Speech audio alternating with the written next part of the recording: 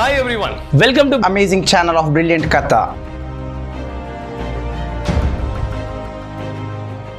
When you're rubbing one body with another body, electrons are transferred from one object to what? Another object. Okay, this process, this type of electricity is been given a name.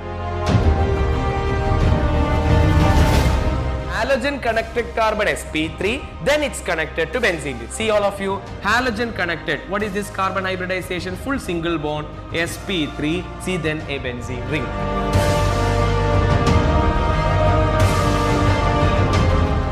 Denominator poles shouldn't be included in the denominator poles. That means the denominator, these -1 and -5 should never be included in the solution. Homocircle caudal fin. It's giving two equal lobes. But in case of cartilage fishes, look at here, one big lobe is there, one small lobe is there. You cannot cut into two equal half this fin.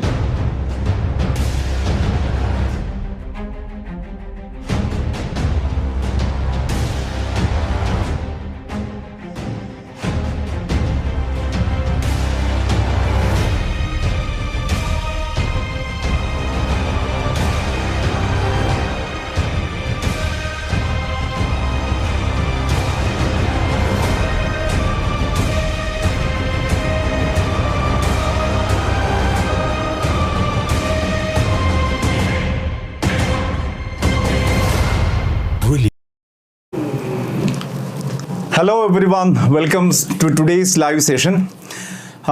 Those who wrote exam today must have noticed that today also we had so many direct simple questions in the paper. Hope you have done well, and those who are going to write in the coming sessions go through these questions and make your understanding better. Without wasting time, I think we can go straight to the questions. We start with physics. The first few questions we'll discuss. Let's go for the first one. As I told you in the beginning, we had some questions as I told you, directly or simple questions, direct concepts, applications, and this was one of them. Look at the question. A rod of mass m and length L falls from rest in a region of uniform horizontal magnetic field B. Find EMF induced in the rod after falling through a distance x. See, the question is from motional EMF, right? We know. Yes, so EMF induced in a conductor when it is moving through a magnetic field or falling through a magnetic field. We know the equation E is equal to BLV, right? Magnetic field and length of the conductor are given. We have to just substitute what is the velocity after it passes through a distance x. So a freely falling body concept is blended with motional EMF. That's it. So the concept is very simple now. So we have a uniform horizontal magnetic field, and the conductor is falling normal to it. This is how it just dropped, right? So it is falling through that uniform magnetic field. We know when a body is dropped from a height, if it has a mass m and it is dropped from a height, initial velocity will be 0. When it passes through a distance x, what will be its velocity after covering that distance x? We know the equation for a freely falling body. It is going to be 2gx, right? If it is 2gh, if the height is h. So here the distance traveled is x. So what will be the velocity attained by the conductor by the time? V is going to be 2gx. So we have to just substitute that value instead of velocity. Then you will get the answer for the question. See, EMF is going to be BL into root of 2gx, option 3, right? Yes, as I told you, one of the direct simple question. We'll move on to the next. Find capacitance C of the given circuit. You are given an LCR circuit with inductor marked in the diagram, like inductance, and resistance also marked in the diagram. Capacity is not given. Capacitance is to be calculated. Find the capacitance C, right? See, you are given a applied voltage V is equal to V0 sin omega t, and omega value is given 100 radians per second. Everything in SI unit, no confusions, no twist, nothing. And one more information is given in the question. Current in the circuit is going to be I0 sin omega t. Right. Is the circuit in resonance? Yes, the circuit is in resonance. How do you know? See, sin omega t and sin omega t, right? Current and voltage are in phase. That is, phase difference is 0. That means the LCR circuit is in resonance. Yes. and that part is over. Like, if circuit is in resonance, we know how to proceed. If the question is to find out what is the capacitance. See, L is given and omega is given. See, this omega is omega naught actually, right? Yes, why? Because it is in resonance, circuit is in resonance. If the circuit is in resonance, we know that resonance frequency omega naught is going to be 1 by root of LC. Correct? Yes, so we can find out C from this, like, omega square will be equal to 1 by LC. So C is going to be 1 by L omega square. If you substitute omega and L value, you will get the final answer. See, 1 by L is given as 20 Henry. So 20 into omega square. Omega was 100, so we get 10 raised to 4. Correct? So we get 1 by 2 into 10 raised to minus 5. Yes, which is going to be 0.5 into 10 raised to minus 5, or it is going to be 5 microfarad, 10 raised to minus 6. Correct? Yes. So the only point that we have to note here, make sure you are just identifying this circuit as in resonance. LCR circuit is in resonance. Okay, let's move on to the next. Yes, you're given a rectangular frame here. Look at the diagram. Okay, then let's move on to the question now. All are cylindrical rods, all 3 sides. Okay, yeah, fine. That is the meaning. All 4 sides are cylindrical rods, and its details are given, having radius of cross section r. Okay, r is the radius of cross section, and mass of each rod is m by 4. Okay, find the moment of inertia of the system about y dash axis. You can see the diagram. It's a square frame or rectangular loop or something we can say. So L is the side, length and breadth, and mass of each of these rods m by 4. So mass is given as actually m by 4, and they are cylindrical rods. So their radius is also given. Radius is going to be r. Okay. So this question is coming from that parallel axis theorem method. We know when we have a cylinder, when it rolls about its own axis, we know it is mr square by 2, right? Yes, for a hollow cylinder, we know. For a solid cylinder, so it is going to be mr square by 2, and that is the situation when the whole cylinder is rolling about its own axis. But in this case, these cylindrical rods are the frames, and it is rotating about an axis y dash. So what can we note here? See, there will be one. This is one of the conductors. Like the cylindrical rod. This is the second one. This is the third, and this is the fourth. We are going to take them like individual cylinders, right? And in which 1 and 3 are going to be identical, right? 2 and 4 also are going to be identical.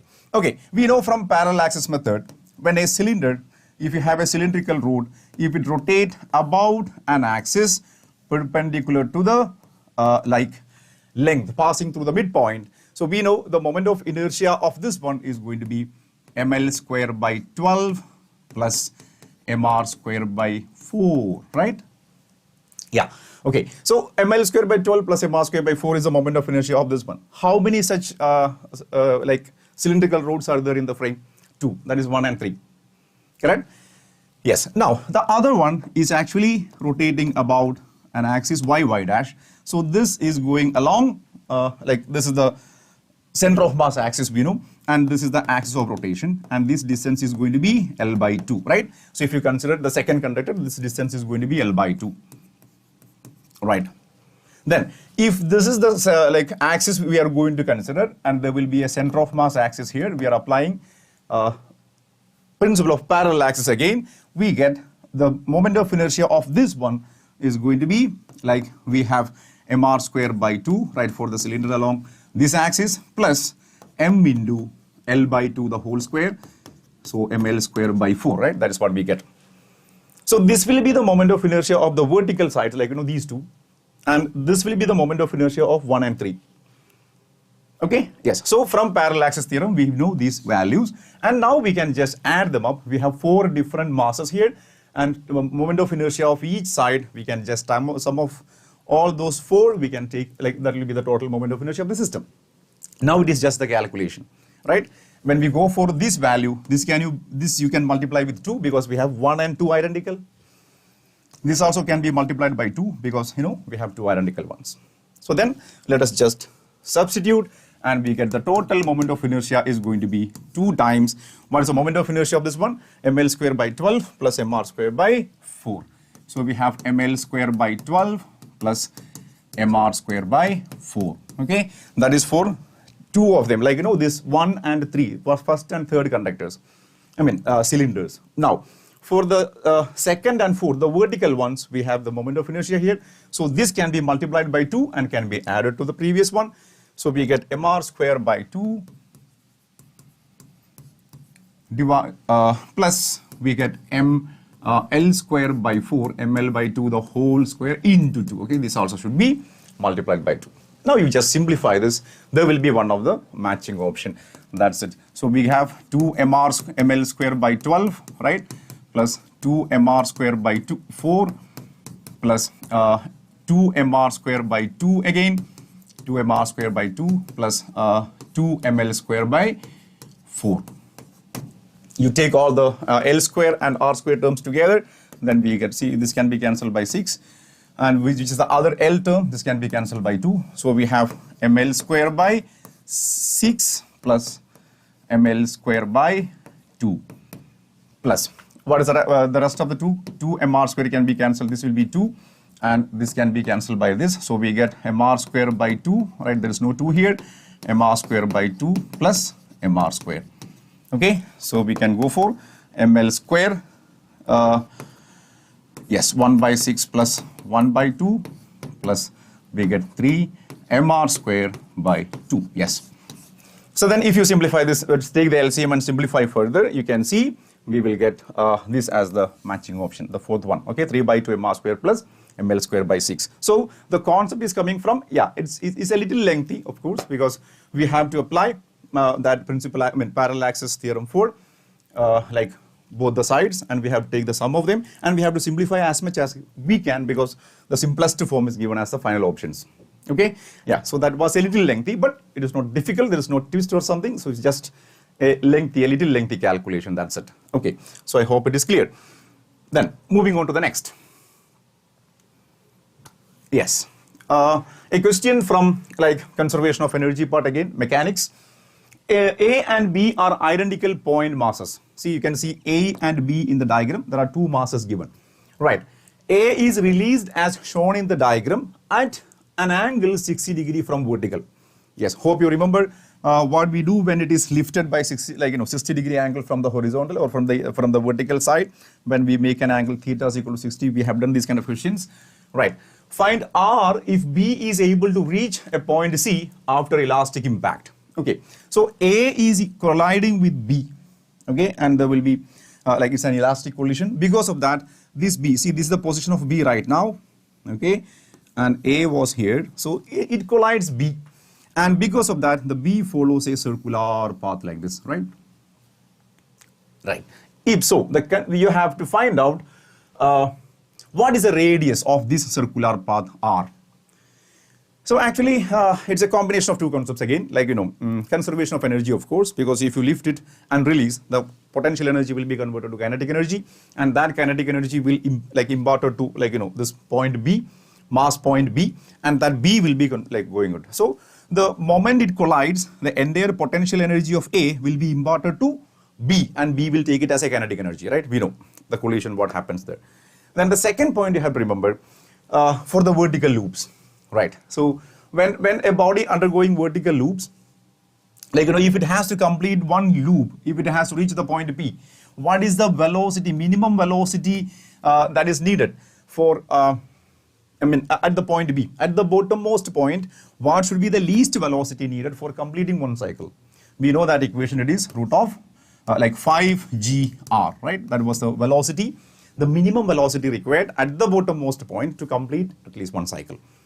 Yes, so the question says, because of that impact, yeah, it is not completed here anyway. So the question is B is colliding, A is colliding with B, and B completes the point. It reaches up to the point C, at least up to the point C.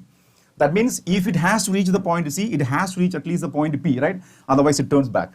So minimum velocity to reach the point P, we know it is root of 5gr. So that should be the velocity, minimum velocity for B. So that much energy it has to get, or that much velocity the body has to get because of this collision. So those two concepts are combined, and now we can easily simplify that, right? Because the first part was conservation of energy, I told you already. So conservation of energy, if you want to go for like A has a potential energy, it is imparted to kinetic energy. So we can say potential energy of B, I mean A is given to B as a kinetic energy. Yes. So what will be the kinetic energy of B? Kinetic energy of B is supposed to be half m into V square. What V? At least this V square, correct? This V should be squared. Yes. So what can we do? Potential energy of A at the point A. Yes. And how will we measure that? We should know what is this distance, right? H. That distance we should know, and we know how to do that. If it is like, you know, like inclined by an angle or something. So if we have this length, right? If this is, this angle is 60 degree, right? This is 60 degree, right? So we have to get this height. Fine. So this will be 1 meter, right? That is the length of like that particular pendulum or something, which the one which we are going to drop. So then this will be like if this is L, this is going to be L cos 60, we know, right? This side will be L cos 60, adjacent side. Yes. And L cos 60 is this one, right? And we can just subtract L and L cos 60 so to get the like potential energy of this body here. That is the H is going to be like, you know, wait. So we marked it wrong. So this is going to be L, right? So this side is going to be L, and if you just go for the adjacent side, this is going to be L cos 60 degree. So then we can go for L minus L cos 60. That is going to be the height we obtained. So potential energy at the point A, if you want to calculate, we can go for mg into L minus, right, or mgl minus mgl cos 60 degree, right? This is what we get. Fine. So that will be the potential energy change. This potential energy change is going to be imparted as the kinetic energy at the point B. And kinetic energy at the point B can be like half m into V square. What is that V? This quantity square. Now, if you just substitute those values, we'll get the correct one of the matching option. We have to find out what is the value of this radius R, right? You know, yeah, we have to get that radius R. And where will you get that R from? That will be coming from this equation. R will be coming here, right? So let us substitute. We get mgl common, right? Mg into L minus L cos theta. So we get mgl into L minus L, like 1 minus 1 by 2, right? Cos 60 is going to be 1 by 2, is going to be equal to half into m into what? M into like V square. What is V? V is going to be 5gr, right? So root of 5gr the whole square. Correct? Now look at this. We can cancel m from either side. Correct? Yes. So we get this one, simplifying this. So we are going to get the expression for R from this. So R is going to be L by 5. Right? So R is going to be L by 5. So what is L value given in the diagram? It is going to be 1. So the radius of that circular path will be 1 by 5. Okay? Yes. So again, a combination of two concepts, as I told you, conservation of energy and an extension of that only, right? The vertical loop. Yes. Fine. Moving on to the next. Yeah. Among the given options, choose the correct energy transitions.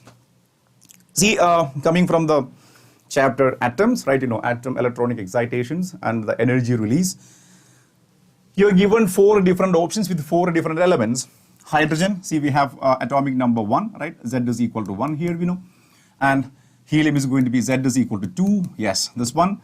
And Z is equal to 3. And we get Z is equal to 4. Good. So these are the 4 different elements given. And look at that. The transition is also marked there. Transition for all the 4 is given the same. It is coming from n is equal to 2 to n is equal to 1. Correct? N is equal to 2 to 1. That is what we have to go for. Okay. If it is n is equal to 2 to 1, what is the correct energy given in the possible options? That is what we have to select.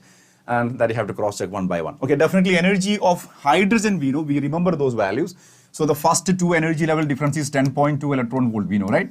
The difference between 2 and 1. That value we remember, so it is not 6.8, it is 10.2. So A cannot be an answer. Yes. Then we have to cross check the remaining 3. So if you go for the second one, the energy is going to be En is equal to minus 13.6 into Z square by N square. Okay, so if you want to change the energy difference, it should be from like Ni to Nf. So what will be change in energy delta E? It's going to be minus 13.6 into Z square into 1 by Ni square minus 1 by Nf square. So we have to go for 1 by 2, right? It's 2 to 1, so we can go for 1 by 2 minus 1 by 1 square. So this is what we have to do.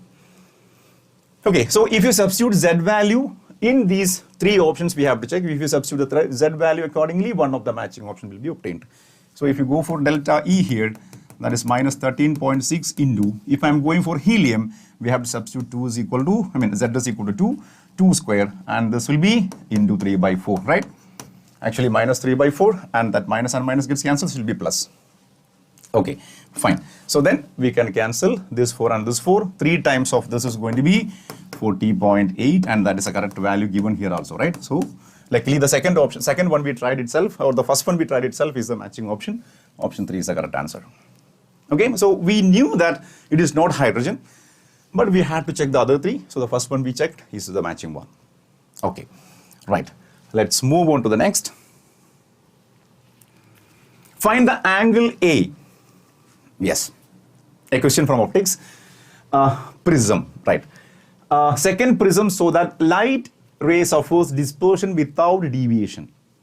Light ray suffers dispersion, or definitely it will undergo dispersion because it is passing through the prism, right? But no deviation. So that is a highlight. There is no deviation, right? Angle of deviation total angle of deviation is going to be 0.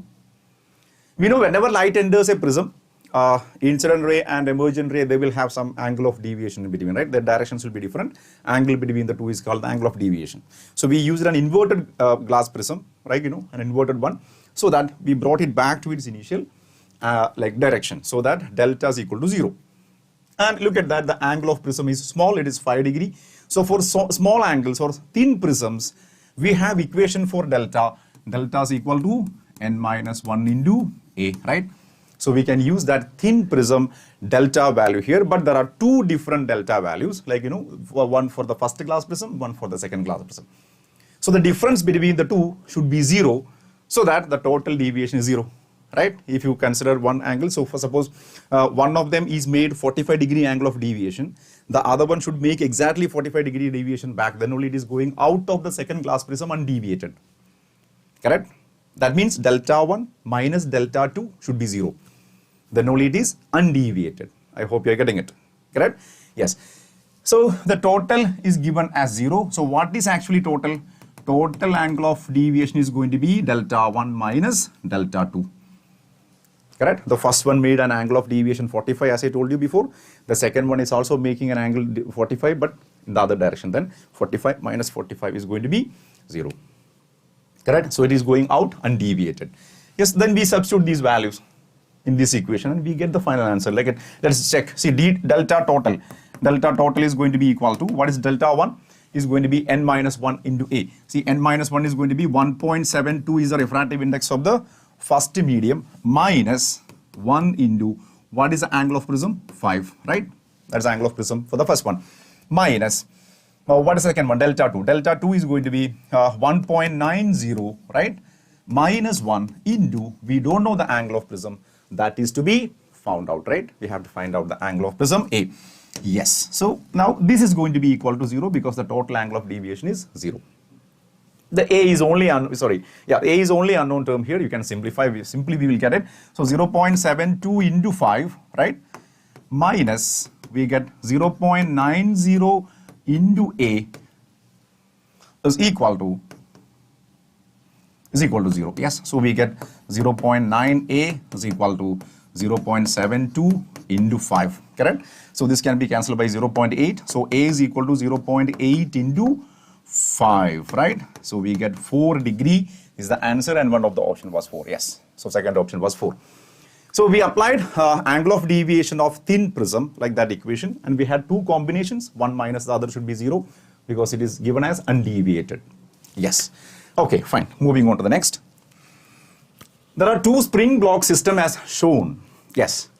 They are in equilibrium. If M1 and M2, M1 by M2 is alpha and K1 by K2 is beta, then the ratio of energy of the springs, yes, elastic potential energy, right, stored in a spring, and we know the equation. It's a straight direct application of the equations. That's it. Again, a simple question. E is going to be equal to half kx square is the equation. So what could be E1? E1 is going to be half K1 x1 square. What is E2? Half K2 x2 square. Done.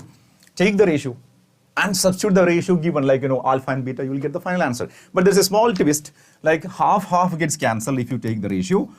K1 by K2 ratio is given, right, into, right, x1 by x2, the whole square also will be coming. That ratio we don't know. Correct? That ratio we don't know. And question doesn't say that it is equal also. If it was equal, we can cancel them. Yes, but x1 and x2, what do we say about x1 and x2? We know the spring force, right, is going to be F is equal to kx, actually minus kx, that is a magnitude and direction wise, that is the equation. So you can find out x value also from this, because force acting on these two prisms are different as per the question, right? We suspended two different masses at its ends. So M1G will be the weight or the force acting on the first one, and M2G will be the force acting on the second one. So they are experiencing different forces, yes, and they have different spring constant. That is clear in the question. They have different spring constants. The ratio is not 1. Okay, so they will have different extension also. So from this equation we can find out, like, you know, mg is equal to kx, right? That's what we can write. From that we can find out what? The x value. What is x? The weight you suspended by k. Correct? So what will be x1 is going to be m1g by k1. What is x2? It is going to be m2g by k2. Correct? Yes. Then take x1 by x2. What is x1 by x2? We get g gets cancelled. m1 by m2 will get that same ratio, but 1 by k1 and 1 by k2 becomes k2 by k1. So this is x1 by x2 ratio we got from the question. That we can substitute now here. Then we simplify. That gives you the final answer. K1 by K2 into, what is x1 by x2? M1 by M2 into K2 by K1, right? K2 by K1. But remember, that is to be squared, right? That's to be squared. Yes. So look at this. One of the K2 gets cancelled, right? This K2 is gone and there will be one K2 here. This K1 is gone. There will be one. This is K1, right? K2 by K1. Yes. So one K1 will be cancelled. So what is the ratio finally? M1 by M2 the whole square into K2 by K1. Correct? That is the final answer. What is M1 by M2? It is alpha, right? And what is alpha is going to be squared because it is M1 M2 the whole square into K2 by K1 is going to be 1 by beta because K1 by K2 is beta. So alpha square by beta, do we have an option? Yes, option the first one. Alpha square by beta is the ratio. So again, it's a direct question. Like, you know, there was something hidden, like, you know, that is not directly given. Like we have to find the ratio of x1 and x2. That's it. Fine. Let us try the next one. Young's double slit experiment. Yes. Again, coming from one optics. Two different setup fringe widths are equal.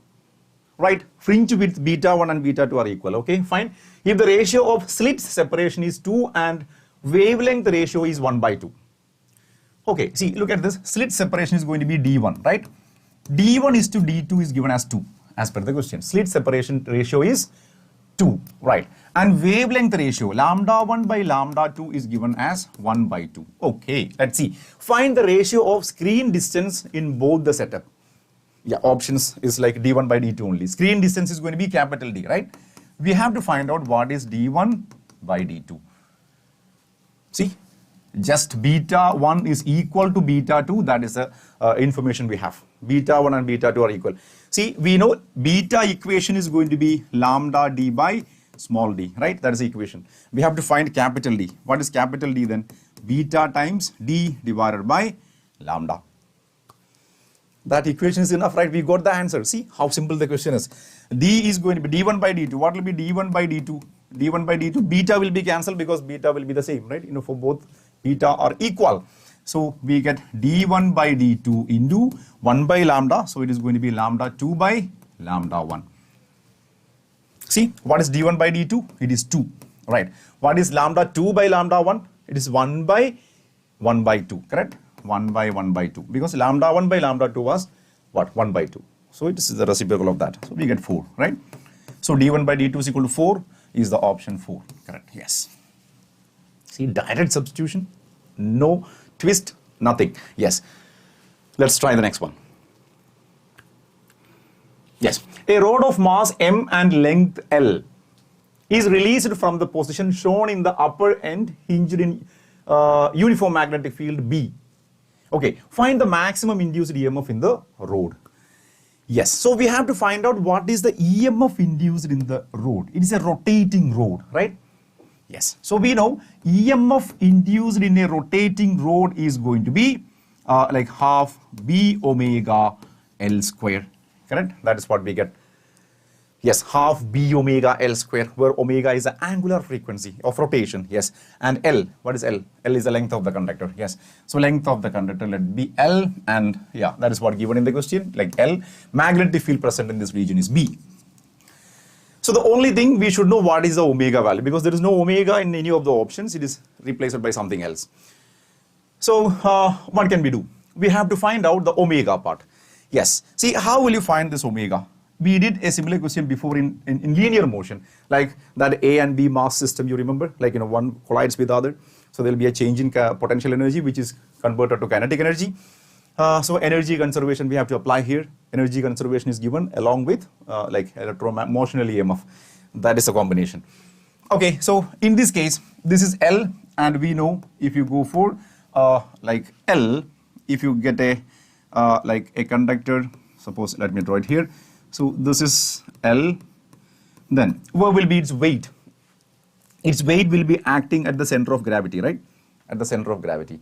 And that will be the weight mg acting downwards, mg. So this distance is going to be L by 2, because the uniform rod means the center of gravity will be at the center. And it is coming down to this point. So when it is keep falling, its maximum omega will be at this point, right? Because its velocities keep on increasing. So therefore angular velocity also will be increasing.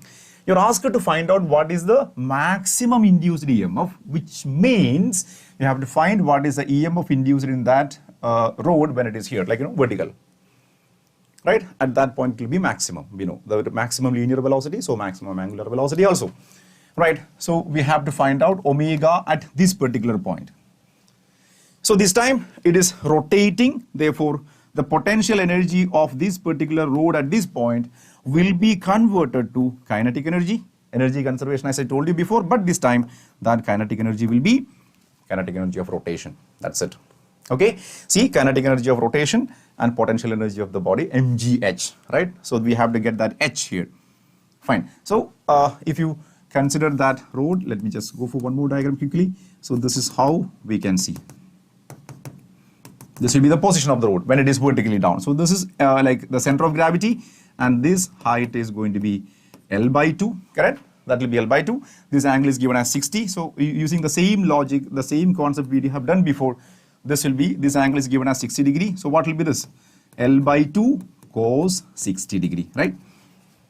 L by 2 cos 60 degree.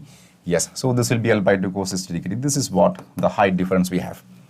So we have to find the change in potential energy here and potential energy at this point. Yes, so we will find the difference between the height, like L by 2 minus L by 2 cos 60, right? Fine. That will be converted to kinetic energy of rotation. Then regarding that also I have to just tell something about that. Kinetic energy of rotation equation, hope you remember. It is half I omega square. We are looking for this omega, that's it. Okay, we have to find out this omega, and I is the moment of inertia. Yes, so that moment of inertia of the rotating rod you have to substitute there, then you will get the, we can equate, then we can get the value of omega. That omega we have substituted here, one of the matching option will be there. Okay, so a little like lengthy calculation as I told you. So we can go for potential energy is equal to kinetic energy of rotation. So how did we calculate potential energy? As I told you, mg into L by 2, right, minus mg L by 2 cos 60 degree, right? That is a change in potential energy, is equal to half I into omega square. Then half I omega square is a rotational kinetic energy. So we have mg L by 2, right, is common. we get 1 minus 1 by 2 here because cos 160 is 1 by 2. So we get 1 minus 1 by 2 is again 1 by 2 is equal to 1 by 2 I omega square. Yes, so we can cancel 1 by 2, right? From this, we get mgl by 2 is equal to, what is moment of inertia of the rod rotating about a fixed axis? We know it is going to be that moment of inertia. Again, we applied like parallel axis theorem, right? ml square. See, the whole like rod was ml square by 12. So then ml square by 12 plus ml square by 2 the whole square, right? That's what we simplified. Finally, we got m into l square by 3. That was the equation we got, right? ml square by 3 is the moment of inertia when it is fixed at one vertex and rotating it about. Okay, so that value we can substitute here. I is the ml square by 3 into omega square, right? So we can cancel one of this L from either side. So we get M also will be cancelled. We get 3G by 2L. That is omega square. Now substitute this omega square here. We did only omega, not omega square. So take the square root and substitute. Then simplifying, we get the final answer. So EMF is going to be half B omega L square. So we can write half into B into, what is omega? Omega is 3G by L, right? 2L into L square. So this is the EMF we are looking for. Then cross check with the options. One of the matching option will be there. Okay, see what they did is like we have L inside and L outside the square root in all the options. And for us, L, only one L. So what happens if I take this L into the square root? E is equal to 1 by 2 B root of 3G. Like I'm taking one of the L to this, so it becomes L square, and one L will be outside. See, one L I kept outside and one L I am taking into this, so that it becomes L square. Why I'm doing this? Because that is the way how all the options are given. See, one of the L there is along with the B. That is the only reason we are going for that. Okay, so now one of the L gets cancelled. We get BL root of 3GL divided by 2, right? With a 1 by 2 here. And if you take this 2 into the square root also, that is, I'm just matching it with the option BL. See, there is 1 by 2 is not there. I'm taking that BL as it is. BL into root of 3GL divided by, see, there is already 2. Then if you take this 1 by 2 into that becomes 1 by 4. So that becomes 4, and we get BL 3GL by 8 was the one of the options, right? Yeah, that is option 1. So this was the basic equation. We modified that until we get a matching option. That's what. Okay, right. So again, that was a little lengthy calculation. Fine, but it is okay. So these are some questions that we have from physics, and the rest of the questions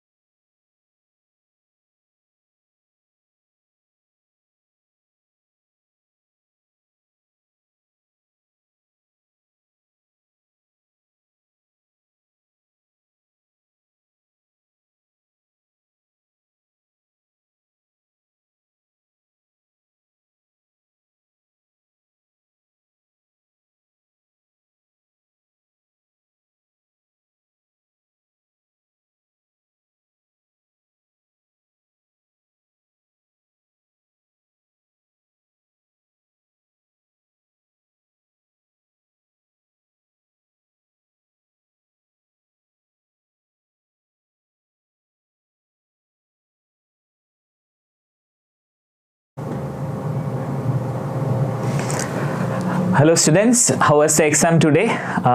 Like the previous day, the questions were actually moderate. Actually, some questions like 3 questions or 4 questions that are somewhat calculative. Otherwise, the same pattern is actually repeated here also. We are seeing questions from rotational motion, optics and modern physics. So I think for the upcoming exams or upcoming shifts, you can also follow that shift. Okay. So let's discuss. This is a question from optics. So basic question, two media of refractive index N1 and N2 have a plane interface. So there is a medium given, like there is an interface given, and we have two medium, right? Two media with refractive index N1 and N2, okay? And in the first medium, the speed of light is, so the speed of light is given as 2.4 times 10 raised to 8 meter per second. And in the second medium, the speed is actually a little bit higher, right? That means this is the denser medium and this is the rarer medium, isn't it? So we can substitute, like I am taking this as the rarer medium. So I am going to take 2.8 times 10 raised to 8 meter per second here, and the velocity V1.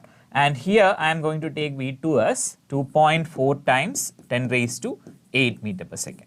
This will be the denser medium and this will be the rarer, okay? And find the critical angle when the light travels from first medium to the second medium, okay? So you know that a critical angle is the angle when light is moving from a denser to rarer medium, the TIR condition, the total internal reflection is happening there.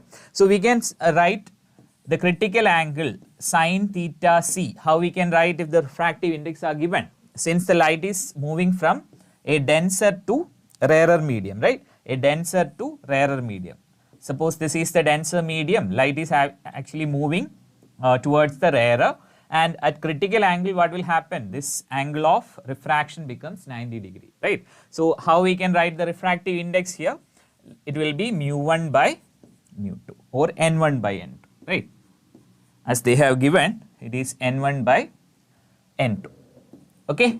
So n1 by n2 will be the value. But the thing is, they have given the velocity, not the refractive index. So we need to calculate the refractive index from the velocity. So we know that mu is equal to, or n is equal to c by v, right? That will be the condition.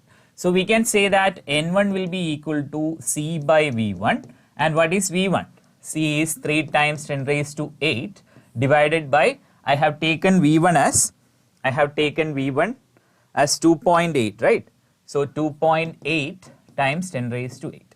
So this can be taken as 30 by 28, right? And what is n2 here? n2 will be c by v2, that will be equal to 3 times 10 raised to 8 divided by 2.4 times 10 raised to 8. So that can be taken as 30 by 24, right?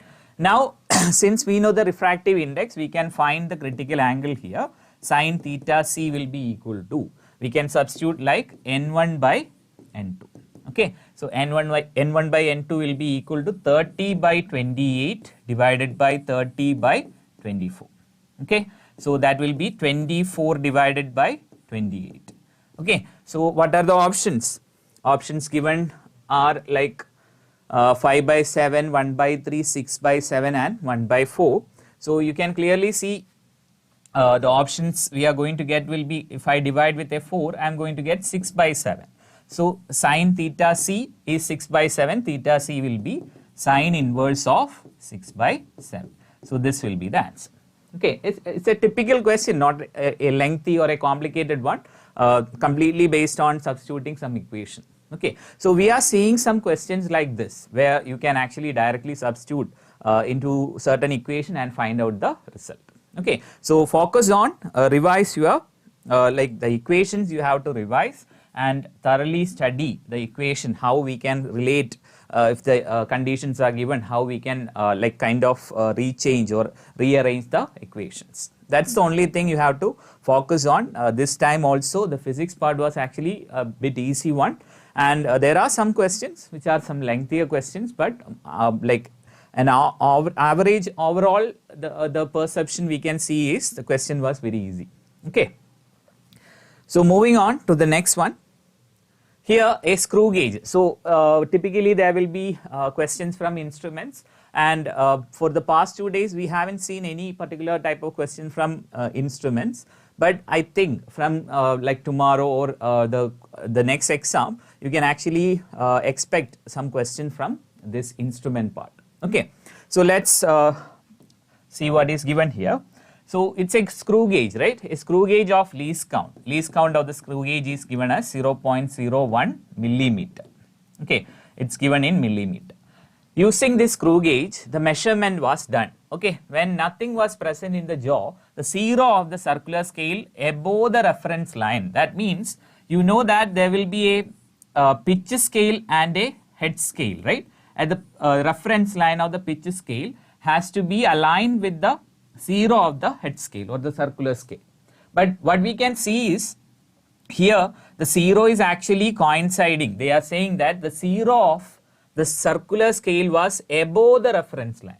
This zero was above the reference line.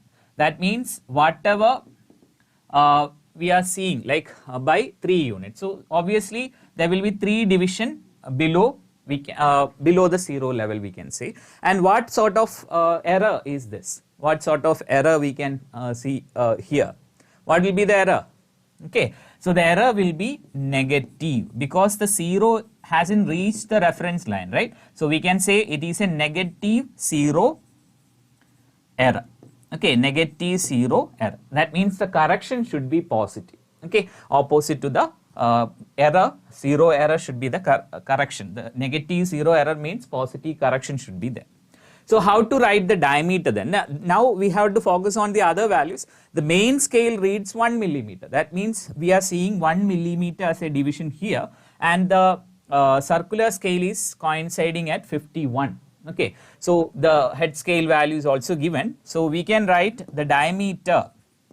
We can write the diameter as the main scale value or pitch scale value, that is 1 millimeter, plus then what is the head scale division? 51 times least count, that is 0.01, all in millimeters, right? Now we have to add the zero error. Why we have to add? Because it's a negative zero error. So we have to add, what is the number of division? 3 times the least count, 0.0. So what will be the value? 1 plus, this will be 0.51 plus 0.03. So this will be 1.54 millimeter. This will be the value. This is actually very easy question, right? From the instrument part, there is a question. We have seen or we have solved such problems in our discussion classes and the mock test also. You have seen this, you have solved this.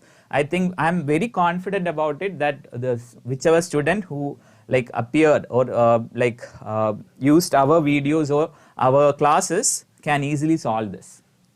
Okay, I am pretty confident about it. So this is the answer. 1.54 millimeter will be the answer. Okay, so this was a question from the instrument part. You can expect the question from vernier also. So any sort of instrument, basically you are studying several different instruments like ammeter, you are studying voltmeter, you are studying, but most of the question you can expect from the vernier and screw gauge. Okay, now let's see the next question that's based on properties of solids, where you have to, it's a very easy question. You have to find the stress strain curve is given, you have to find the Young's modulus. You know that the Young's modulus or the modulus of velocity is nothing but the ratio of stress divided by strain, right? Stress divided by strain. That is, if a graph is given between stress and strain, the slope of the graph will be the y value, right? Slope of the graph will be the y value, that is the tan theta value, we can say.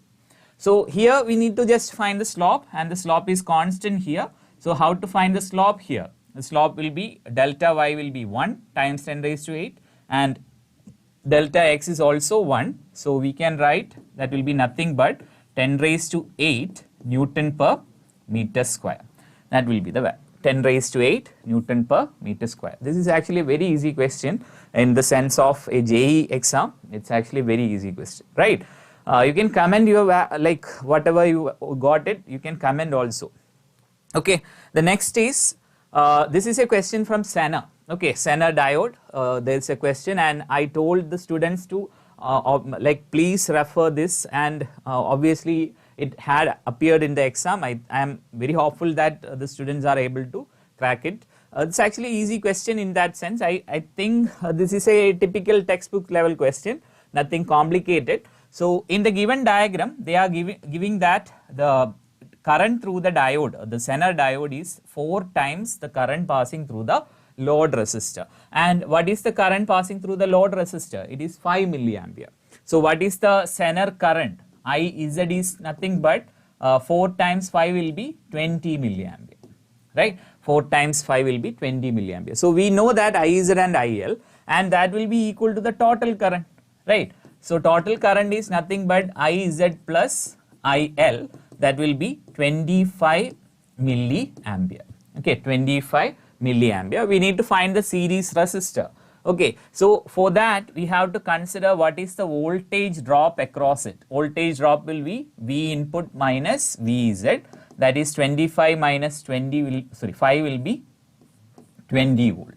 Okay, so what will be the resistance? The resistance will be equal to, the series resistance will be equal to V minus Vz divided by I, right? So that will be 20 divided by 25, and it's in milliampere, right? 25 milliampere, so 10 raised to 3 will be here.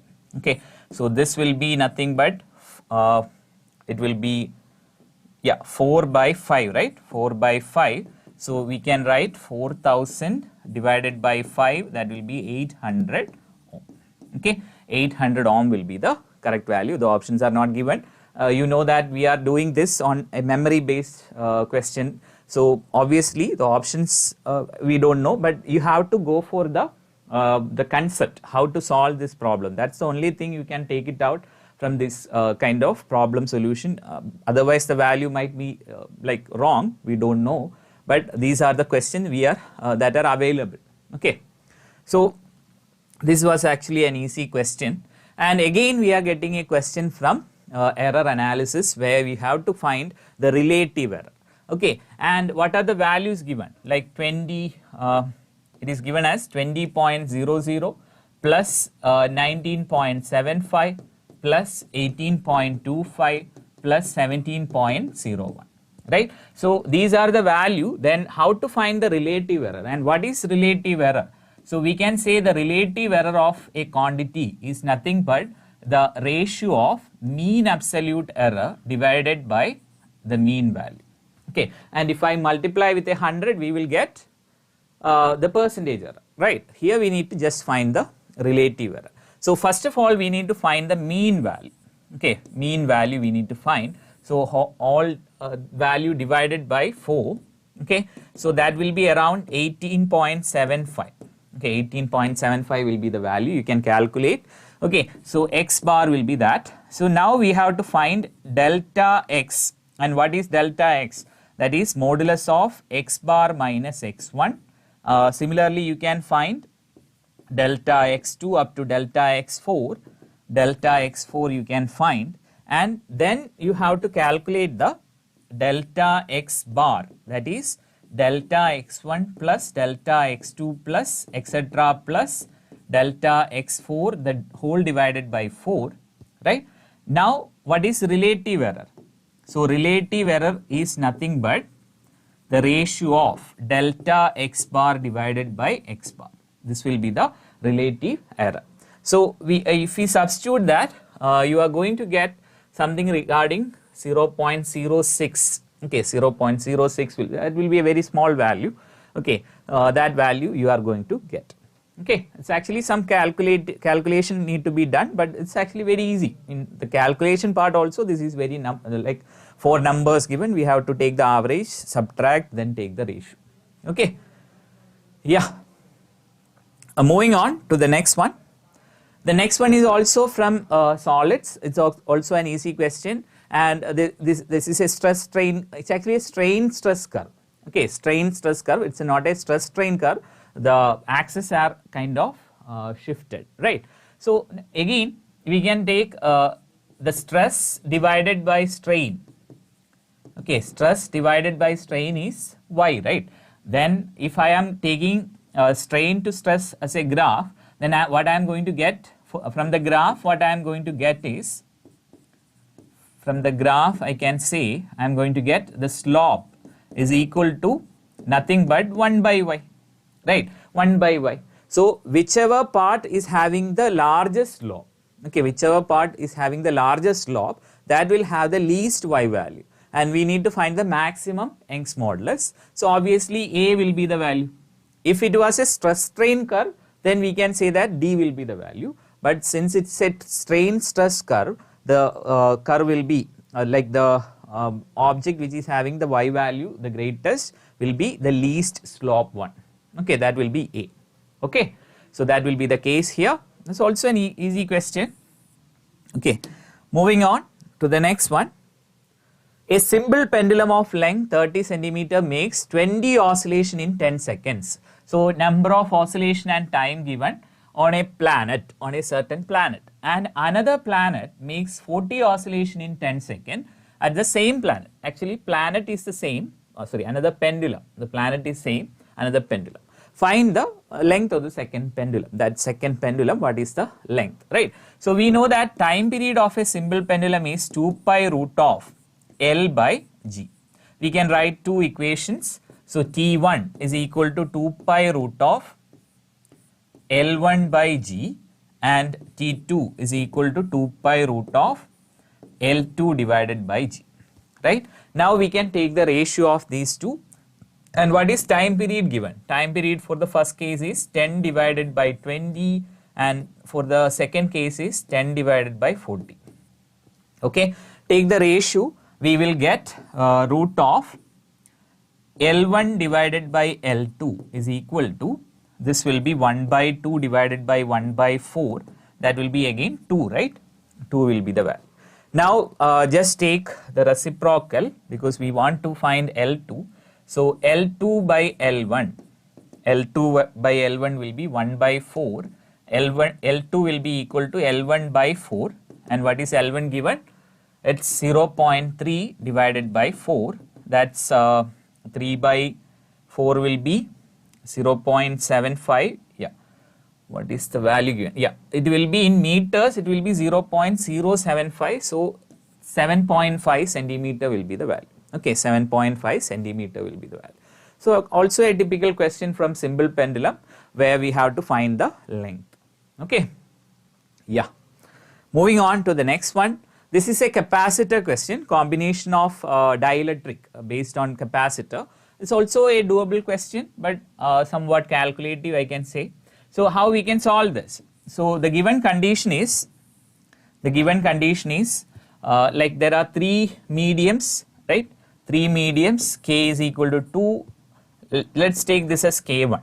K1 is equal to 2, and for this it is k2 is equal to 3, and k3 is equal to 5. Okay, this is having a width of d by 2, this is having a width of d by 2, and here the area is divided as a by 2. Now we have to find the effective, we need to find the capacitance. If capacitance become, then what is the n value? The effective capacitance, from there you have to find the n value. Okay, it's actually very easy. How to solve this? Okay, let us look how to solve this. The best way to solve it is, consider this as here also a separation. There is no separation given, but I am assuming there is a separation. So I can take this as k1 equal to 2, this also k1 equal to 2. The only difference is here also A is divided, area is divided as half, the width is d by 2, and this is also d by 2, right? Now this will be, this is already divided, right? Already divided, and this will be k2 equal to 3, k3 equal to 5. So instead of taking like this, okay, like the circuit, I am going to replace this with capacitors. So I am going to replace this. This is my first capacitor. So I am going to replace that as C1. Okay, and here also I can draw C1 because this is of the same dimension, same material. And the next one I am going to take, here also I am going to take another capacitor, here also another capacitor, and those are, this will be this capacitor, right? So I am going to take it as C2 and this will be C3. Now this is very much easy, right? Because we know that how to deal with series and parallel combination of the capacitors. So that is somewhat easier. So I can write the first C1 and C3 or C2, right? C1 and C2 will be in series and C1 and C3 will be in series, and that will be in parallel. So I can write, let me draw it again. This will be C1, this will be C2, and those are in series. This is C1, this is C3, those are in series. Okay, now I can replace this, like C effective, I can write it like these two are in series, so I can write C1 C2 divided by C1 plus C2 plus these two are series, C1 C3 divided by C1 plus C3, and those two are in parallel, so I can easily add them. Okay, now we have to substitute the values. Since I have taken C1 as epsilon 0 A by 2 divided by D by 2, and what is the K value? What is the K value? It's 2, right? So times, or we can write 2 here, that's C1, and C2 will be equal to 3 epsilon 0 A by 2 divided by D by 2, and C3 will be 5 epsilon 0 A by 2 divided by D by 2. Okay, so we got all the values, so we can substitute that. So we can write epsilon 0 A by 2 D by 2, right? Then the rest of the value will be, I can write K1 K2 divided by K1 plus K2, and here it is K1 K3 divided by K1 plus K3. Okay, so this is C effective. Okay, C effective will be this value. We know the values of K1 and K2, so we can easily substitute that. So epsilon 0 A by 2 divided by D by 2, we can substitute the values like 2 times 3 divided by 5 plus this will be 2 times 5 divided by 7. Okay, now this will be nothing but epsilon 0 A by D times this will be 6 by 5 plus 10 by 7, right? So this will be equal to epsilon 0 A by D, then this will be equal to what? This will be 92 divided by 35. Okay, and they have given C effective is NC by 3. So this is NC by 3. Okay, so we have to find just N. So we have to C and this will be get cancelled. So N will be equal to 92 times 3 divided by 35. And this will be roughly equal to 8. Okay, that numerical value will be equal to 8. So somewhat like lengthier in calculation, but doable if you know this idea. So my suggestion will be practice more such type of question. All the series parallel combination you should be aware about. Okay, so these are likely possible questions that can appear in the next sessions also. So please focus on that. Okay. The next one, find de Broglie wavelength of oxygen molecule at 27 degrees Celsius. The molar mass of oxygen molecule is 32 gram per mole. Okay, so the thing is, we are studying de Broglie wavelength, but we are not studying for corresponding for the temperatures. Only thing you might have seen is that case of thermal neutron. Okay, the same logic we can apply here also. Okay, or we can find RMS velocity and substitute, both are the same thing you are going to get. So we can say that the de Broglie wavelength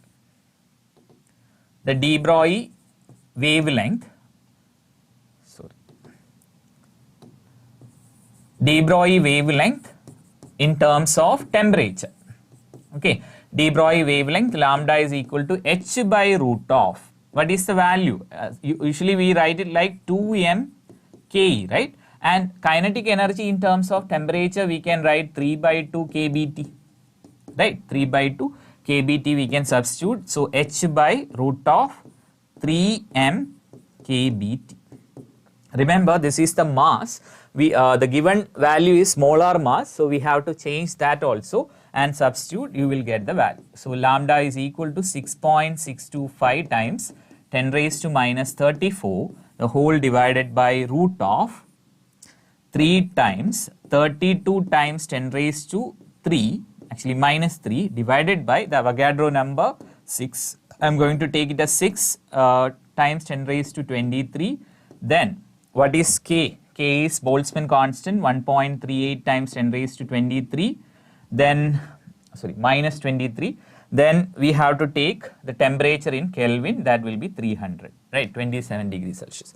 So if you calculate all this value, you will end up with something, I think this, yeah, 2.57 angstrom, somewhere around 2.57 angstrom you are going to get. So this is the idea we can use. I'm not sure about the options. I think this will be the closest value we are going to get. But you have to be very clear about this type of idea.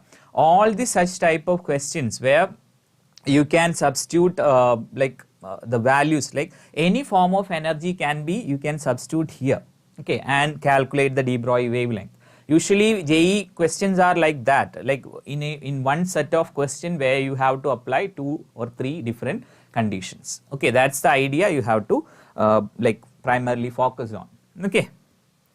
So moving on to the next one, and a typical question from electrostatics where you have to find the flux enclosed. And this is actually a very good question. I think for the past 3 days, this was actually one of the best questions, which is actually a JEE level question. Okay, but this is also very doable. Okay, usually students are very keen about studying only with a single charge. Okay, only with a single charge. Therefore, they have given 2 charges here. Okay, so we have to find the flux through this cube. So the idea is, if I am going to draw it here itself. Okay, so this is a charge which is placed at the one of the corner, right? One of the corner. And how many cube will be required in order to enclose? We know that one of the corner means there should be another 8 cube we have to take, then only we can actually enclose it, right? So this charge is actually being distributed to 8 or 1 by 8 part we can say, or 1 by 8 of this charge will be passing through this cube.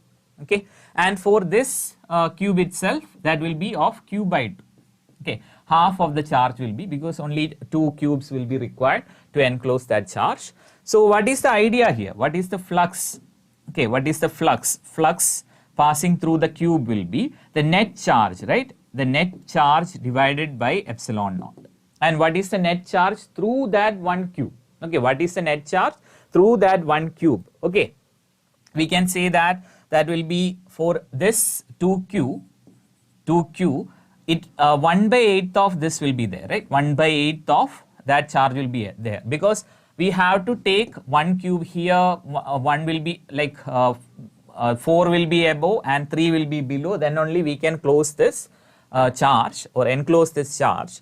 And for this charge it will be just 2 cube. So 2 cube is required, right? So q by 2 will be there divided by epsilon naught.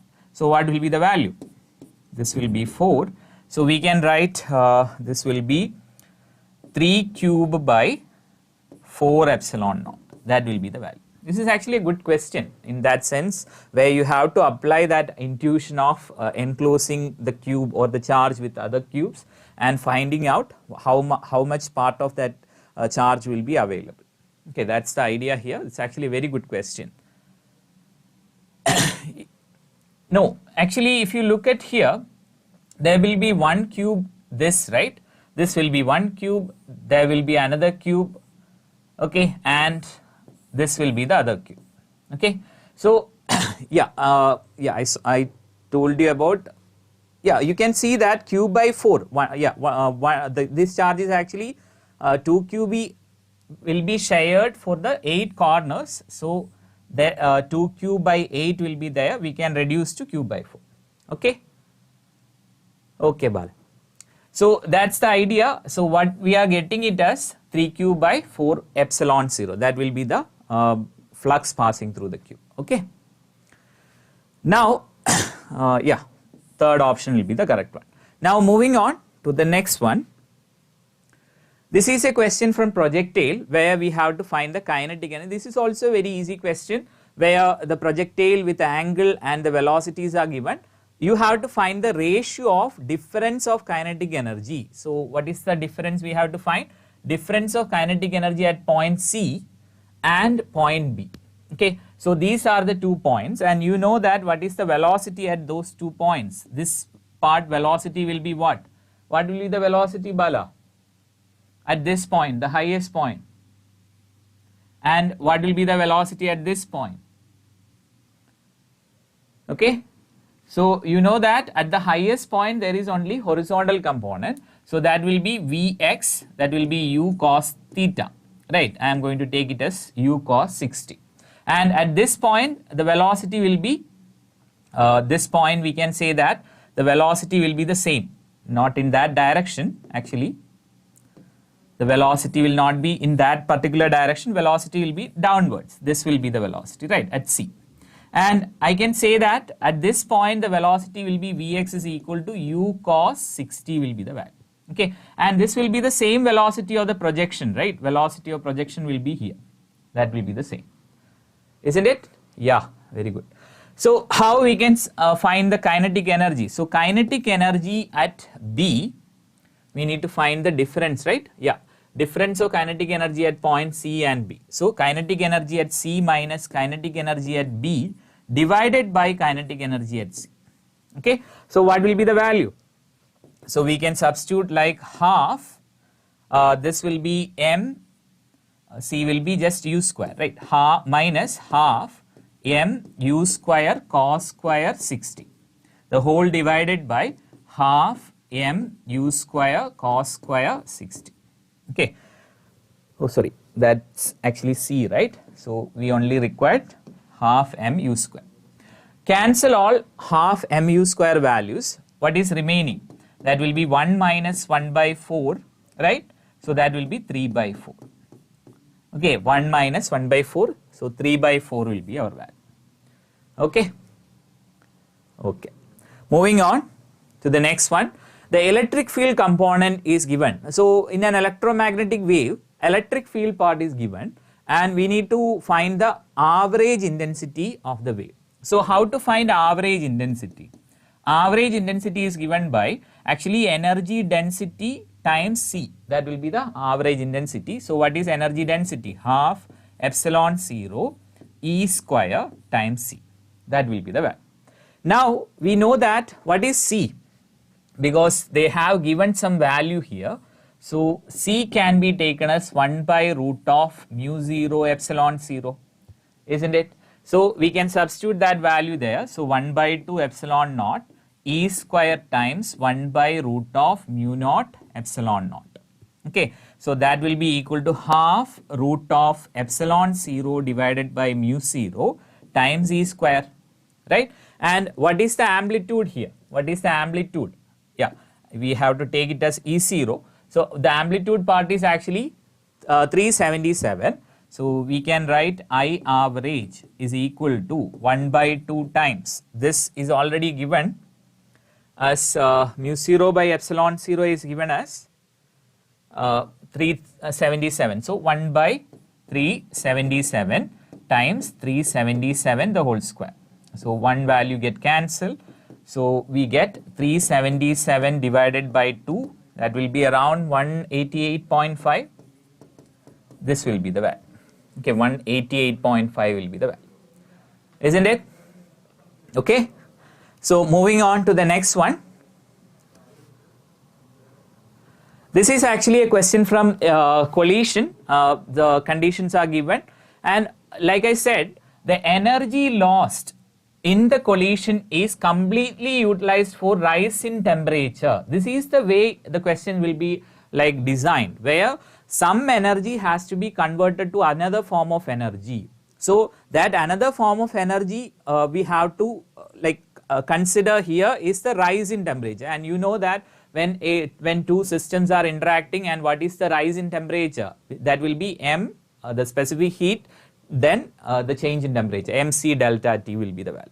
So the thing we need to find is what is the loss in kinetic energy in this situation, and we can actually directly say that the loss in kinetic energy loss, we have actually written the equation. So half, here two bodies are there, so we have to take it as reduced mass, then velocity, relative velocity between, the square of relative velocity between these two objects times 1 minus E square. And what is this E? E is the coefficient of restitution. Okay, coefficient of restitution we have to take. So what is the values? Like half, reduced mass is m1 m2 divided by m1 plus m2 times what is the relative velocity? Relative velocity, they are opposing each other, so we have to take the sum of the velocity, and it is a perfectly inelastic collision. So perfectly inelastic collision means E is equal to 0. Okay, so it is just 1. Okay, so we can find it like 20 times. What is the mass? Mass is 15 times 25 divided by 15 plus 25.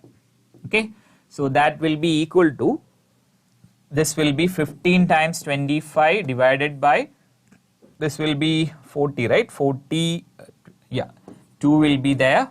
So 15 times 25, and this value, we have to equate this value with the other form of energy, right? So I am going to write it in the next page. The kinetic energy lost should be equal to what? That should be equal to m1 plus m2 times specific heat times delta T. This delta T we need to find. Delta T we need to find. So delta T will be equal to what? Kinetic energy loss divided by m1 plus m2 times C. Okay. So kinetic energy loss is, we just find it out, like 15 times 25 by 2, 15 times 25 divided by 2 times the mass is 15 plus 25 times specific heat is given. Yeah, specific heat is 31 calorie. Okay, 31, sorry, 1 by, right?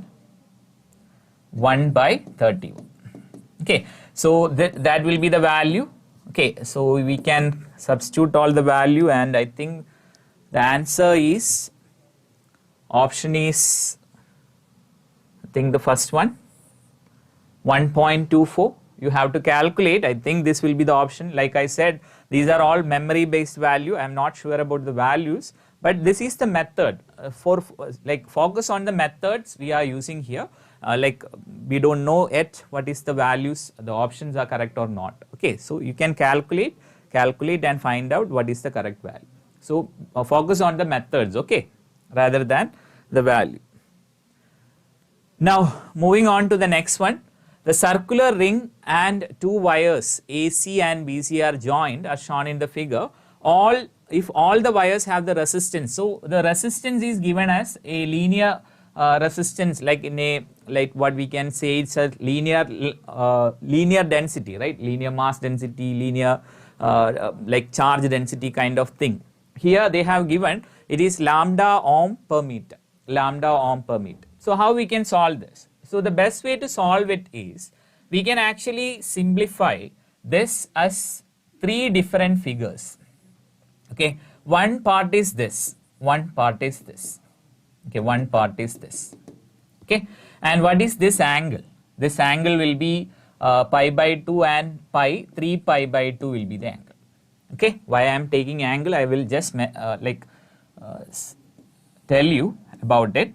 So A and B are kind of two rods, right? Two lengths. So this is C. Now what is remaining is this quarter portion, right? This quarter portion is what remaining. So if you can see that all the endpoints are A and B. All the endpoints are A and B. That means all of these three are connected in parallel. All of these three are connected in parallel. So we can connect that in parallel and find out the effective value. That's it. So for that, finding the resistance of each part, we have to consider the angle also. You know that for the total angle will be 2 pi radian will be equal to what? 2 pi radian will be equal to 2 pi r. So that means per 1 radian, the resistance is r, or the length, sorry, not the resistance, length will be r. So we can say that for 3 pi by 2 part, right? 3 pi by 2 part, what is the resistance? Let's take it as r dash. That will be equal to 3 pi by 2 times lambda times the radius. Remember, this capital R is the radius, not the resistance. Okay, and for here it will be r and r. So that will be 2 lambda r. That will be the resistance here. And what will be here? It will be pi by 2 lambda r. all these three combinations are in parallel. So we can take the parallel combination of these. So I am going to take it like 3 resistors in parallel combination. Okay, so this will be our required value. Okay, so this will be equal to 3 pi by 2 lambda r, and this I am going to just take 2 lambda r, and this is pi by 2 lambda r. Okay, just take the ratio like what we have usually what we do, like 1 by r effective. 1 by r effective is 1 divided by this value. The first one will be, I can just write it like 2 by 3 pi r. The next one will be 1 by 2 lambda r, plus the last one will be 2 divided by pi lambda r. Okay, then simplify this, take the LCM and simplify this, and you will get the first option. First option will be the correct one.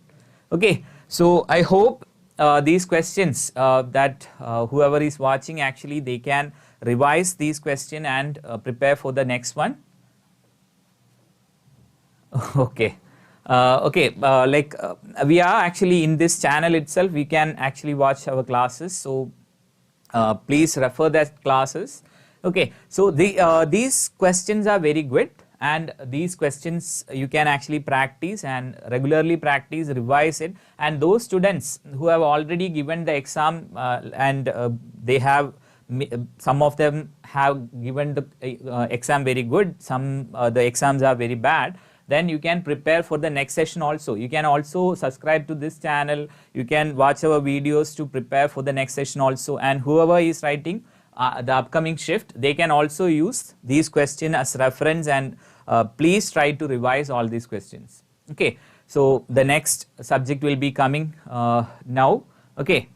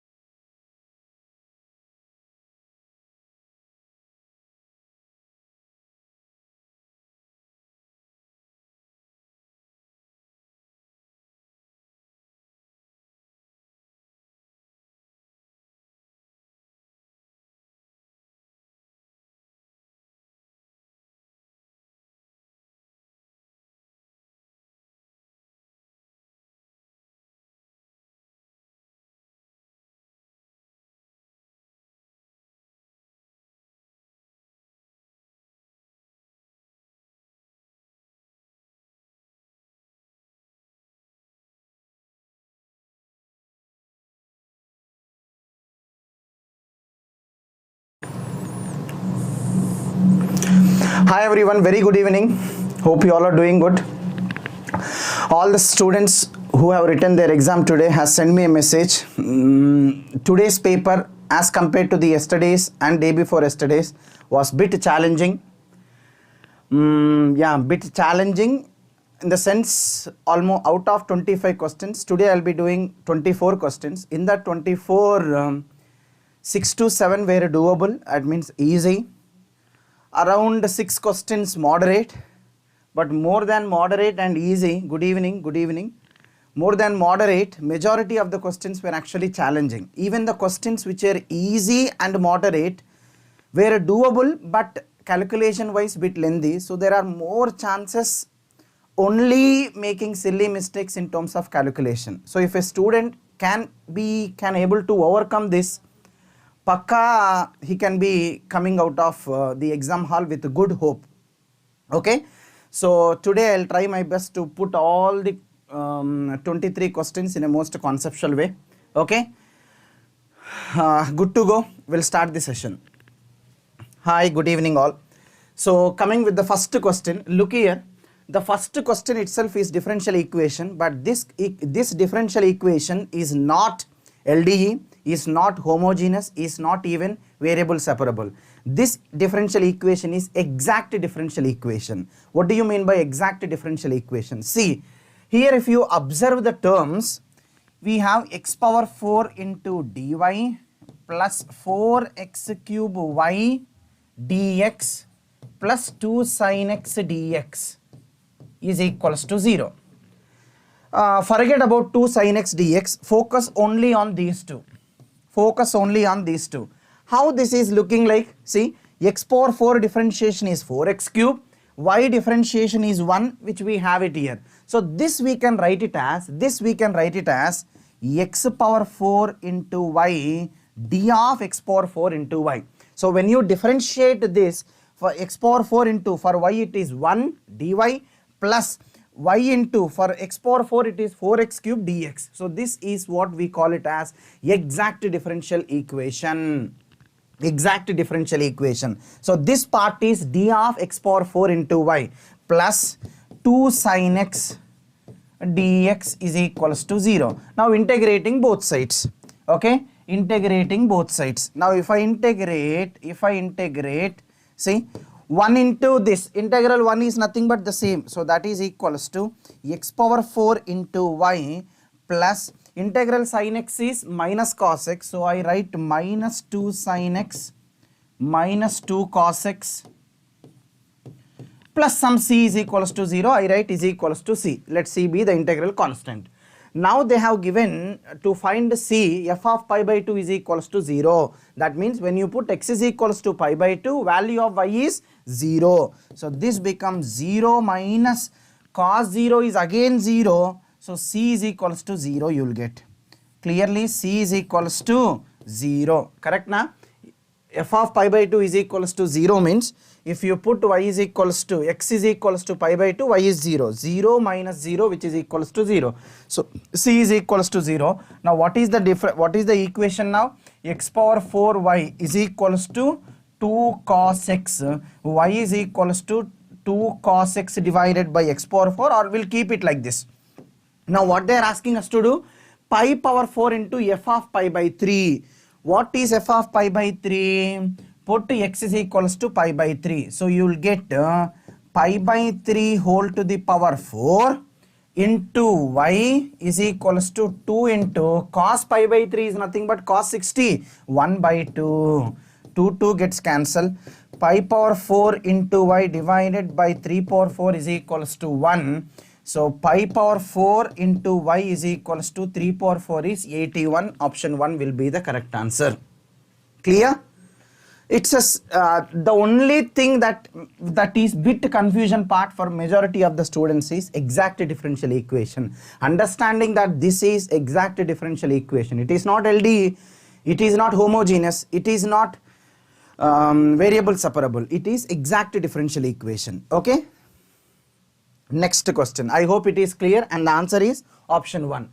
Coming to the second question, it is again same type of questions we have seen in 2025, 24 and even 23 too. Not just 23, 24, 25, even the last 2 days papers, in 4 papers we have seen the same set of question, same type of question. That means they'll define a relation, they ask us to find the number of elements in R, or else minimum number of elements to be added to make it symmetric. Such a type of questions they are focusing on. So if you understand this is not a new question for us, to be honest. Very good number of questions based on this we have seen. Yes, I need yes or no in the chat please. So they have given the relation as 2x plus y less than or equals to minus 2. 2x plus y less than or equals to minus 2 is the relation, and the relation is defined on set A. So that means x and y should be taking only the values minus 2, minus 1, 0, 1, 2, 3, 4. Correct? Yes, yes, thank you. Thanks for the confirmation. So if you put, let's start, if you put y is equals to minus 2. If you put y is equals to minus 2, 2 into minus 2 is minus 4, not y. X is equals to, we put. If we put x is equals to minus 2, 2 into minus 2, minus 4. Minus 4 goes that side, 4 minus 2, so plus 2. Y will be less than or equals to minus 2, correct? Huh?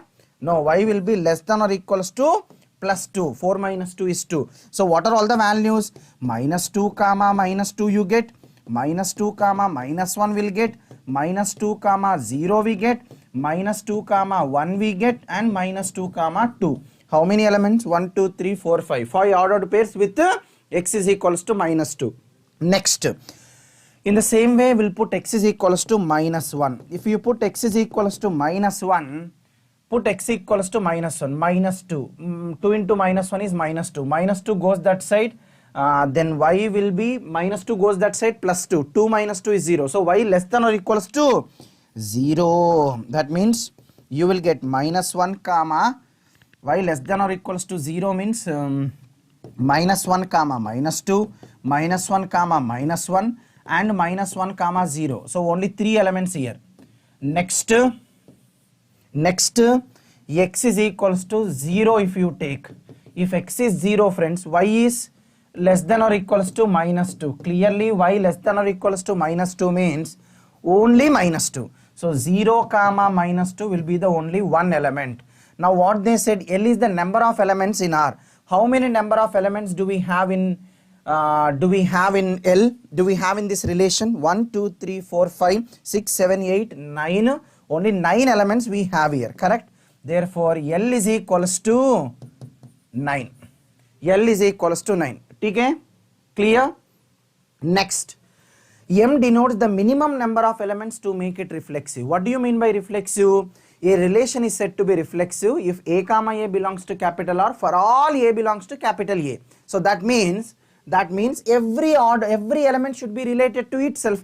Minus 2 comma minus 2, do we have? Yes, we have this. Minus 1 comma minus 1 we have? Yes, we have this. 0 comma 0 we do. So 1, 2, 3, 4, 5. 5 we need. So M is equals to 5.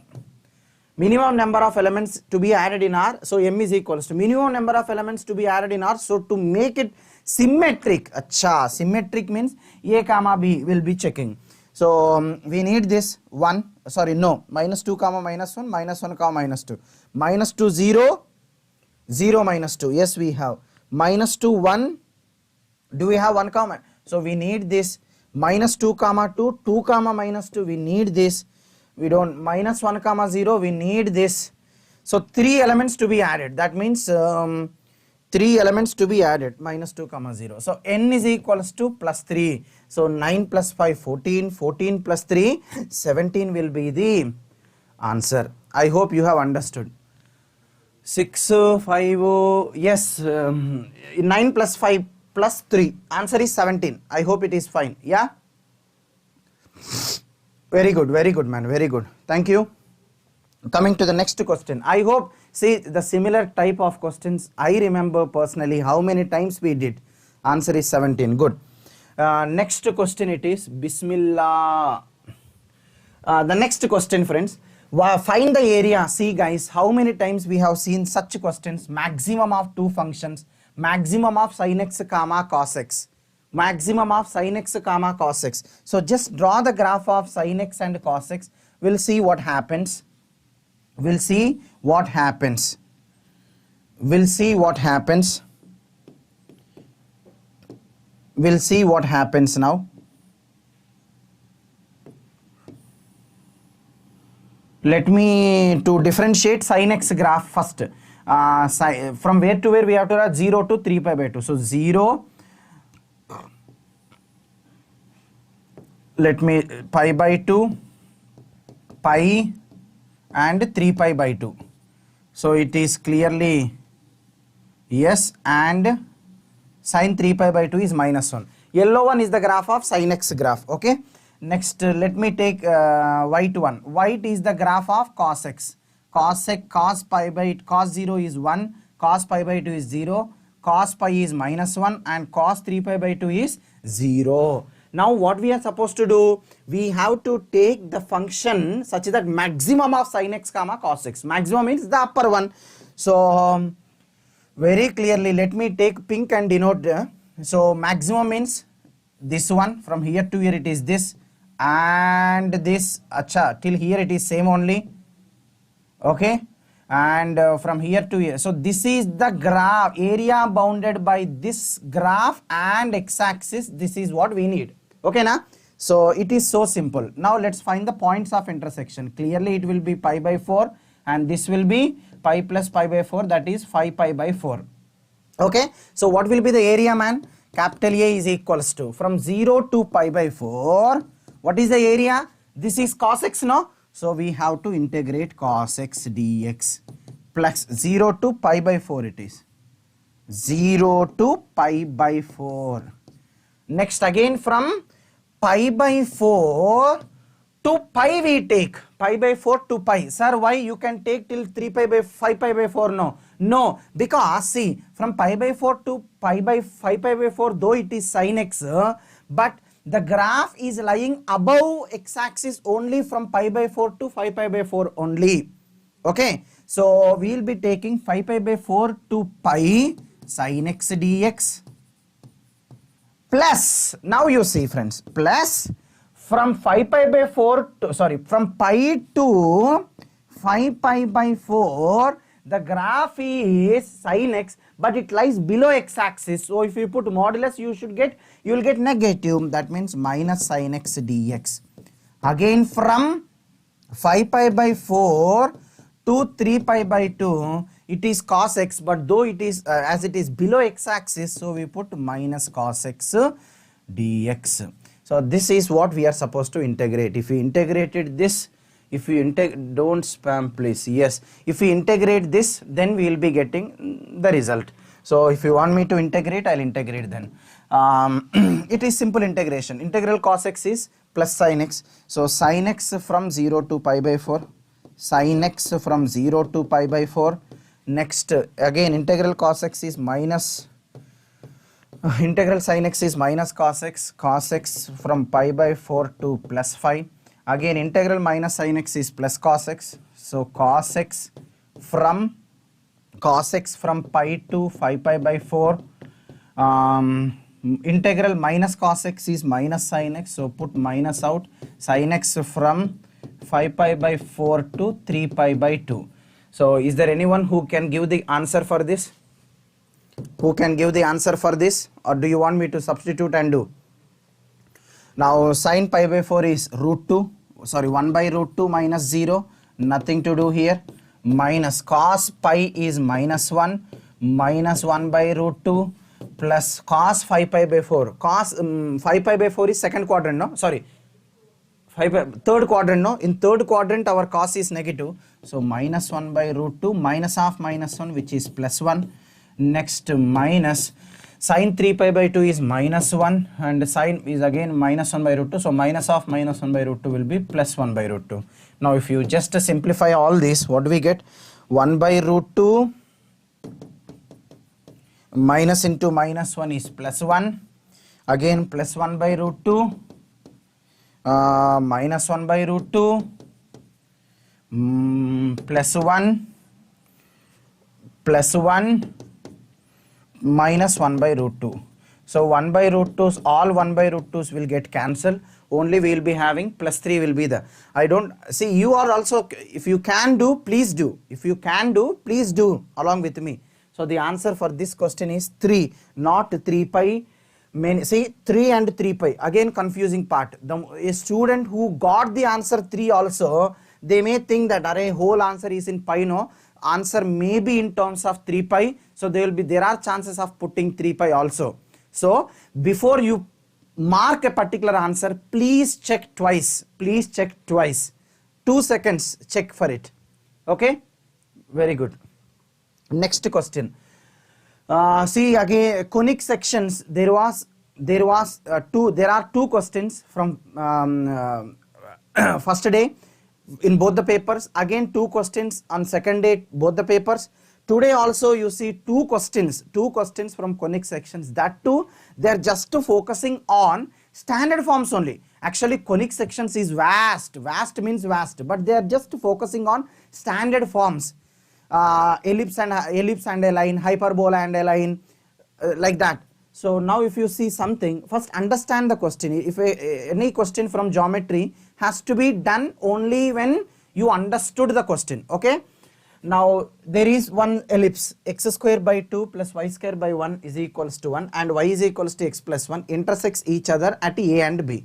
Acha, one line and a ellipse.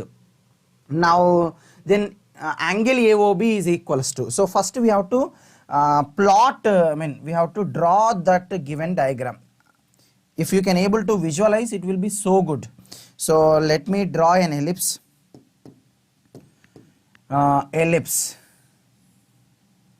Let me draw an ellipse. Dear friends, see this.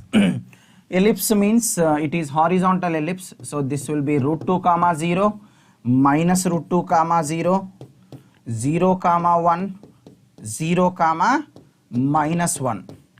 Clearly 0 comma 1, if x is 0, y is 1. So 0 comma 1 will be one more, the line will be passing through 0 comma 1. That is fine.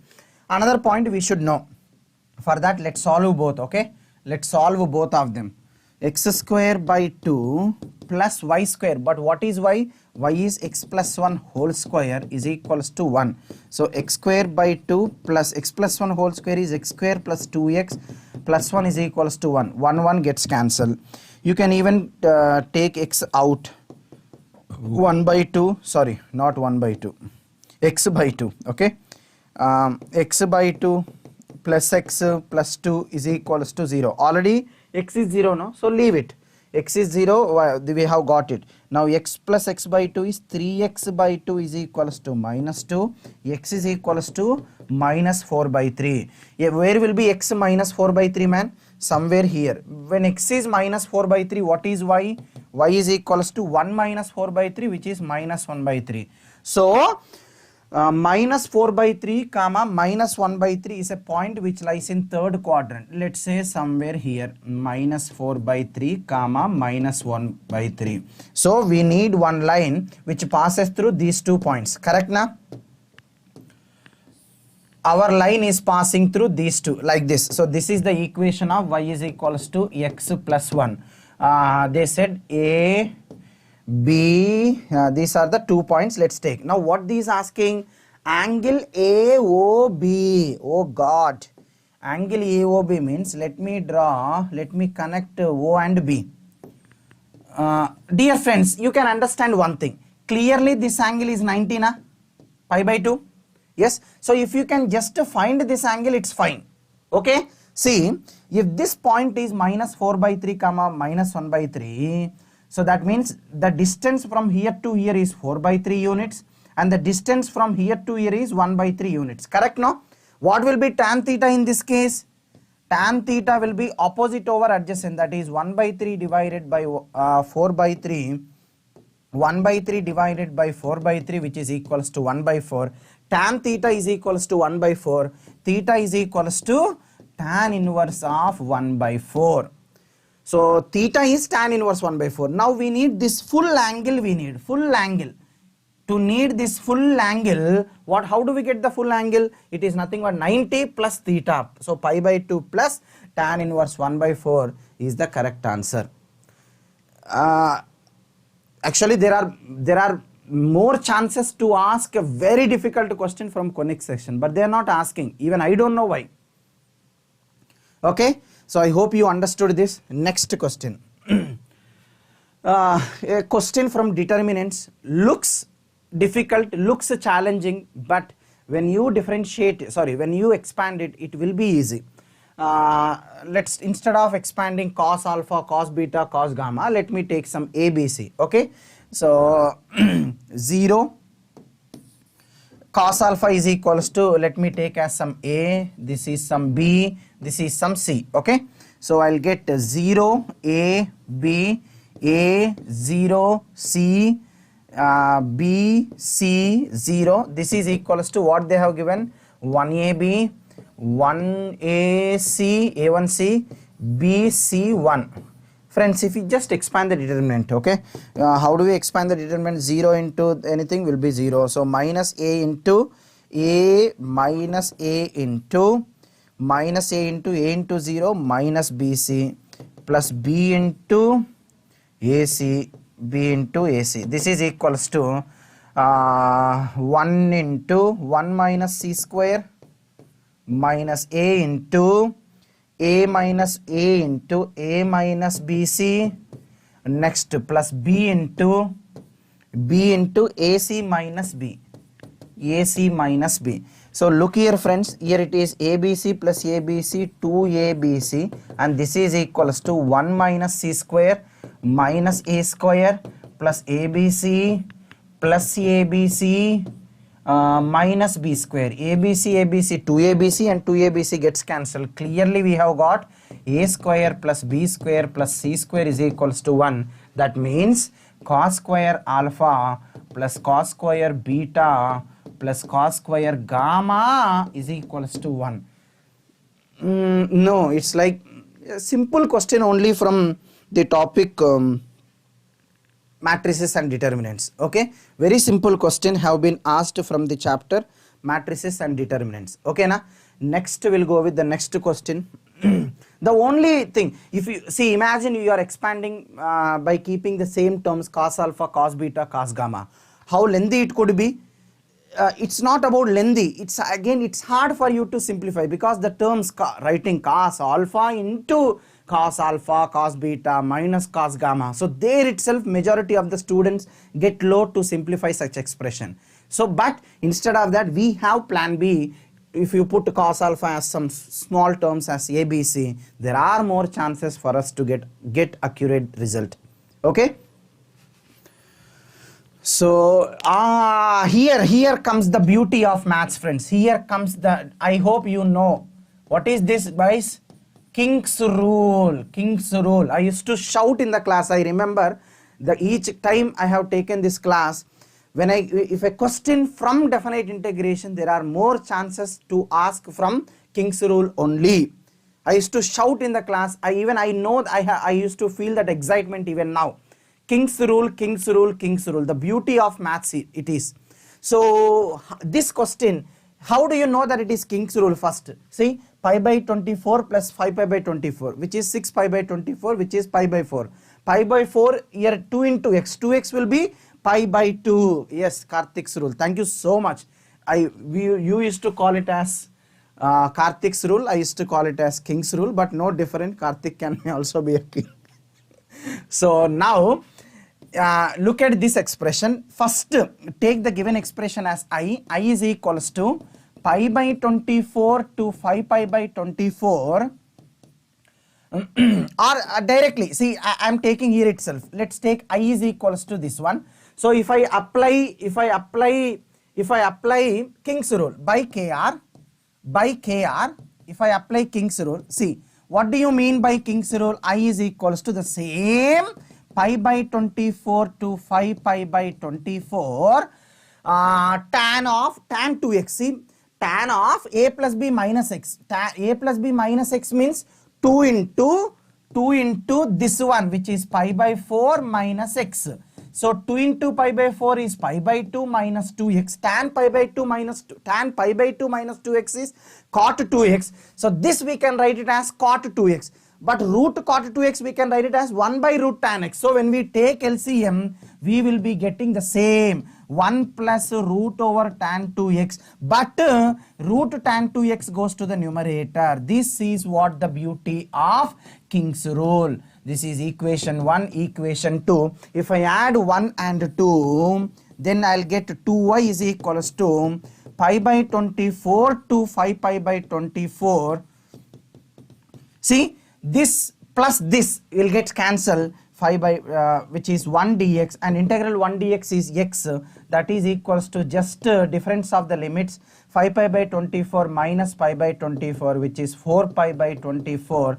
4 pi by 24 is pi by 6, but I is equals to pi by 6 by 2, which is equals to pi by 12. Very good question from definite integration, and this rule will help us. Next, number of 4-letter words with or without meaning. A simple question again from combinations only. Combinations along with permutations. So here first classify the word. If you classify the word P, you have P, okay, Q is only one letter, P, Q, R, how many R's? Only R, one R, P, Q, R, U is again only one, P, Q, R, U, 2 T's,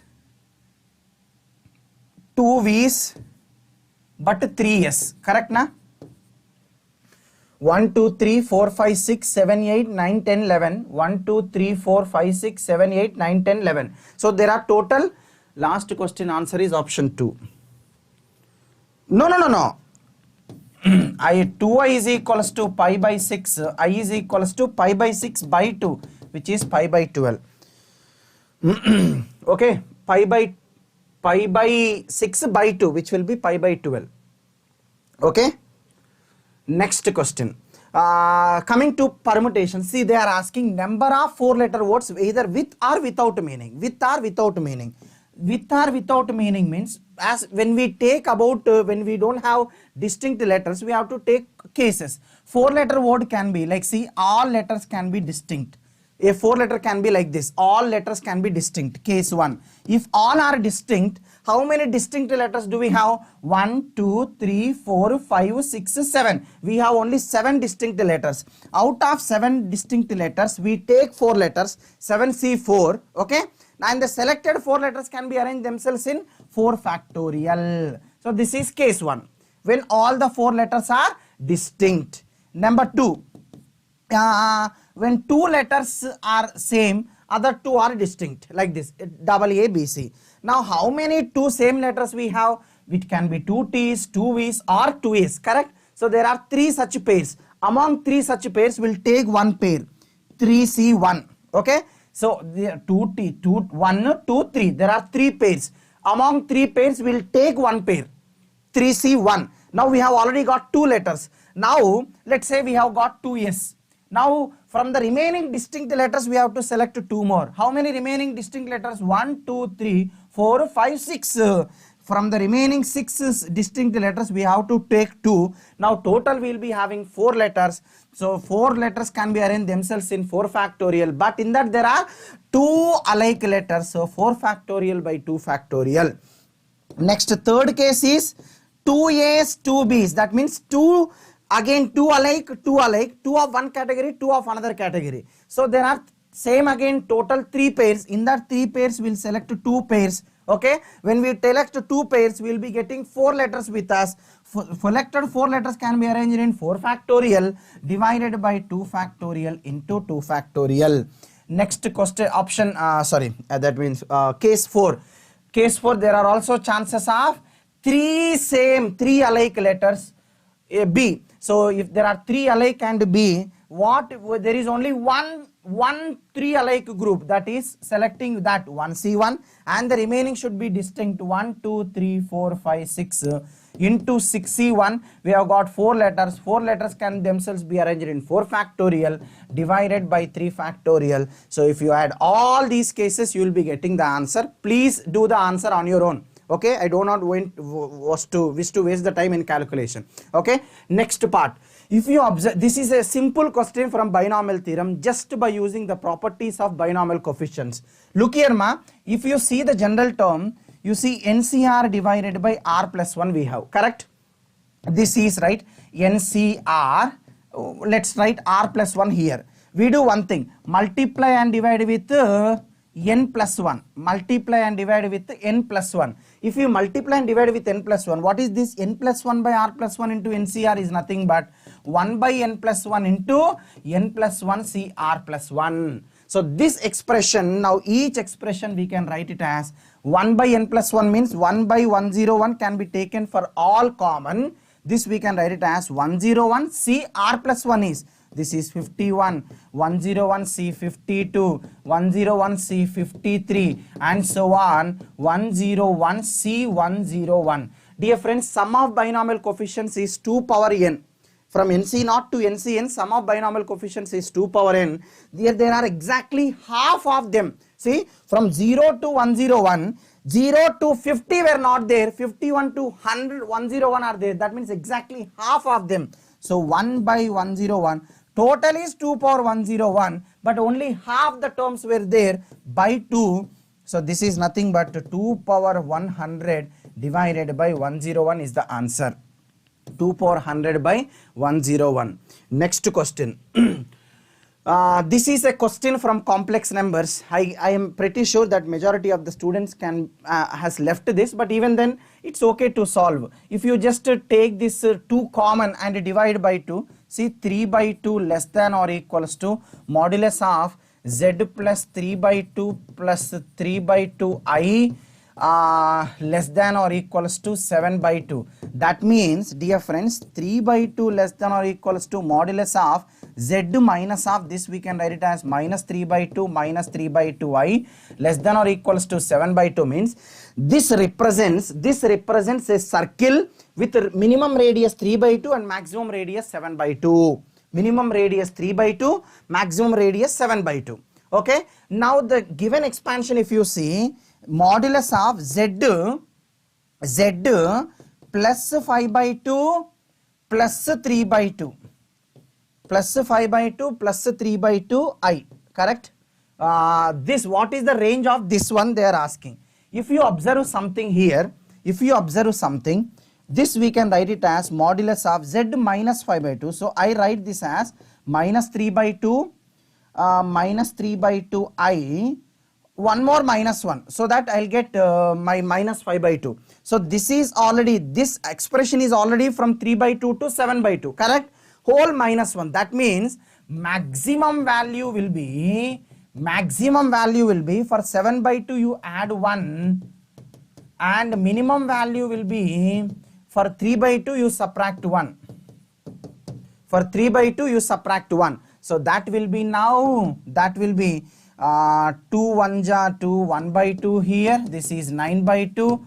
Now what is alpha? This is alpha and this is beta. They are asking alpha plus 2 beta. Alpha plus 2 beta means alpha 9 by 2 plus 2 beta is 1, which is equals to 11 by 2 is the answer. Though many students, if they are skipping, is also fine, but even then it is doable question. Next question, it is again a question from vectors, friends. See, they are asking us to find the a bar minus b bar dot d bar. What is d bar? D bar they have given it as c bar cross b bar. They are asking us to find this. Now let's try to split this. So this is nothing but a bar dot c bar cross b bar minus b bar dot c bar cross b bar. Friends, you remember scalar triple product? Scalar triple product, we discussed this, though it is deleted, but they are asking. So this we can write it as box of ACB minus box of BCB, but box of in a box in scalar triple product, if two are same, alike or proportional, box is like determinant. Okay, so this is 0 now. This I can write it as minus of A, B, C, so that it will be easy for me. Now what I have to do? I know A, I know B. First I have to find C. What is C? C bar is nothing but A bar cross B bar. C bar is equals to determinant of I, J, K. I, J, K, A bar is minus 1, 1, 2.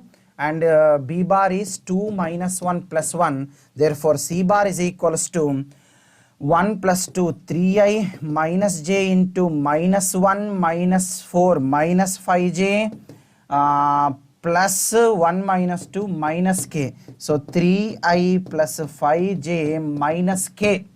This is c bar. Now if you finding box of ABC is nothing but, friends, minus determinant of A is minus 1, 1, 2, B is 2 minus 1, 1, and C is 3, 5 minus 1. So this is equals to, we will be getting minus 35. Just expand it and get the result. Okay, answer is option 3. Minus 35 or 38? Option, the previous one. This one? Just check it, man. Even I'm not sure about the answer. So if you expand it, you will be getting minus 35, I guess. Okay. Next question. This is another question from 3D. So let's do this. Actually, this is a very good question. Doable question too. They said there is one line. There is one line. What is the equation of the line? Equation of the line is x by 1 is equals to y minus 1 by 2 is equals to z minus 2 by 3. This is the equation of the line. Next, they said B and C are 2 points on the line. They said B and C are 2 points on the line such that the distance between them is 10 units. BC is equals to 10 man. Okay. This is point A. They are asking us to find the area of triangle ABC. How do we get the area of triangle ABC? It is so simple, no? To get the area of triangle ABC, we just need some way, this point, this foot of the perpendicular M. So how do we get the foot of the perpendicular M? 1 second. First, where is our point A? 1, 6, 3. Our variable point will be, let's take it as some lambda. Let's take it as some lambda. So point will be now lambda, 2 lambda plus 1, 3 lambda plus 2. 3 lambda plus 2. So drs of AM drs will be now lambda minus 1, 2 lambda plus 1, 2 lambda minus 5. Drs of this will be 3 lambda plus 2 minus 3 is 3 lambda minus 1. Drs of this are 1, 2, 3. So if I do dot product of the drs, that implies, because AM is perpendicular to line, so lambda minus 1 plus 4 lambda minus 10 plus 3, 9 lambda minus 3 is equals to 0. 9 plus 4, 13, 15 lambda. This is also 9 plus 4, 13, 14 lambda. 14 lambda is equals to 14. Lambda is equals to 1. So that means what will be this point now? 1, 2 plus 3, 2 plus 1, 3, 3 plus 2, 5. So M known, A known, correct? We can find the distance from A to M. What is the distance from A to M? AM is equals to root over 1 minus 1 whole square 0, 6 minus 3 whole square is 3 square, plus 5 minus 3 whole square is 2 square. This is 9 plus 4, which is root 13. So area of triangle is actually half into 10 into this root 13. So this is clearly 5 root 13 will be the answer. Okay. Next question. A rectangle is formed by the lines x equals to 0, y equals to 0 means x-axis, y-axis, x-axis, y-axis. Also they have given one more, x equals to 3, this is x equals to 3, and let's say this is y is equals to 4, y is equals to 4. So clearly the coordinates will be now 0, 0, this is 3, 0, this is 3, 4, and this one will be 0, 4. Okay, they said a line perpendicular to this. How a line perpendicular to this? Will be interchanging the coefficients. 4x minus 3y plus some k is equals to 0 divides the rectangle it into 2 parts. Dear friends, any line can divide the rectangle into 2 parts only if it is passing through the center of the rectangle. Center of the rectangle, let's say like this somehow, anything like this. Center, what is the center of the rectangle? 3 by 2, 4 by 2 is 2. Okay. Now put this point here. 4 3s are 12 by 2. 6 minus 3 2s are 6. So that means k is equals to 0. Therefore equation is 4x minus 3y is equals to 0. Alright. We have got the equation. Now then the distance of the line from this point, oh God, perpendicular distance of a point from a line we need. So that is nothing but perpendicular distance from a point is modulus of ax1. 4 into minus 1 is minus 4. 3 by 2 into minus 3, which is minus 9 by 2 divided by root over 4 square plus 3 square is 5. And 4 plus 9 by 2 is 2 4s 8 plus 1 19, 8 plus 9 17 by 10 will be the answer. Option 1. Okay. Next question. This is one more integral question. See, majority of the times if there is a question with e power x, if it contains e power x, there are more chances of having it in the form e power x into f of x plus f dash x whole dx, and this is equals to e power x into f of x plus c. So understanding what is f of x or distributing the given function as f of x plus f dash x, writing it is very important. So let's try to focus there now. Okay, for that here we have see 1 minus x. Let also numerator also will write 2 minus x square. For that we'll take minus out, e power x into 2 minus x square we have. Okay, now 2 minus x square we can write it as 1 plus 1 minus x square. 1 plus 1 minus x square. Let's separate now. Let's separate. So 1 divided by root over 1 plus x into 1 minus x whole power 3 by 2, we can write it as root over 1 minus x into 1 minus x. Okay, plus we have 1 minus x square divided by same root over 1 minus x square into 1 minus x. Okay na, whole dx. See, actually 1 plus x into 1 minus x is root over 1 minus x square. So this is equals to minus e power x into 1 divided by root over 1 minus x square into 1 minus x plus 1 minus x square by this will be now root over 1 minus x square, root over 1 minus x square by 1 minus x. So if you again cancel, you will be getting root over 1 plus x divided by 1 minus x, you will be getting it. Dear friends, now it's him. If you take this as f of x, this will be f dash x. The differentiation of this is this. Okay, you can check it. So this is our f of x. This is our f of x. Hence, this will be the f dash x. This will be the f dash x. So this is clearly e power x into f of x plus c minus e power x into f of x is nothing but root over 1 plus x divided by 1 minus x plus c. So from there, whatever they are asking, f of 0 is equals to 1. F of 0 is equals to 1 means you can put this is what our y now. Okay, this is equals to y, and finally they are asking us to find f of 1 by 2, which you can do it. Okay, I don't want to do it, go deep into it. Only the most important part is finding this. I found this. Okay, all right. Next question. Variates are given. Variates means observations are given. Then what mean given, variance given. What is, find the mean of 1 plus x plus y comma x comma y and modulus of y minus x. This is again a good question. Simple question, not very simple question. See this, friends. What is mean of the given expression? Mean is nothing but x bar is equals to sigma xi divided by n. What is sigma xi? Minus 17. First 16 minus 10 is plus 6. 6 minus 7 is minus 1. Minus 1 minus 1 minus 2. Minus 2 plus 2 cancel. So it is only x plus y plus 9 divided by 1, 2, 3, 4, 5, 6, 7, 8 is equals to what? 7 by 2.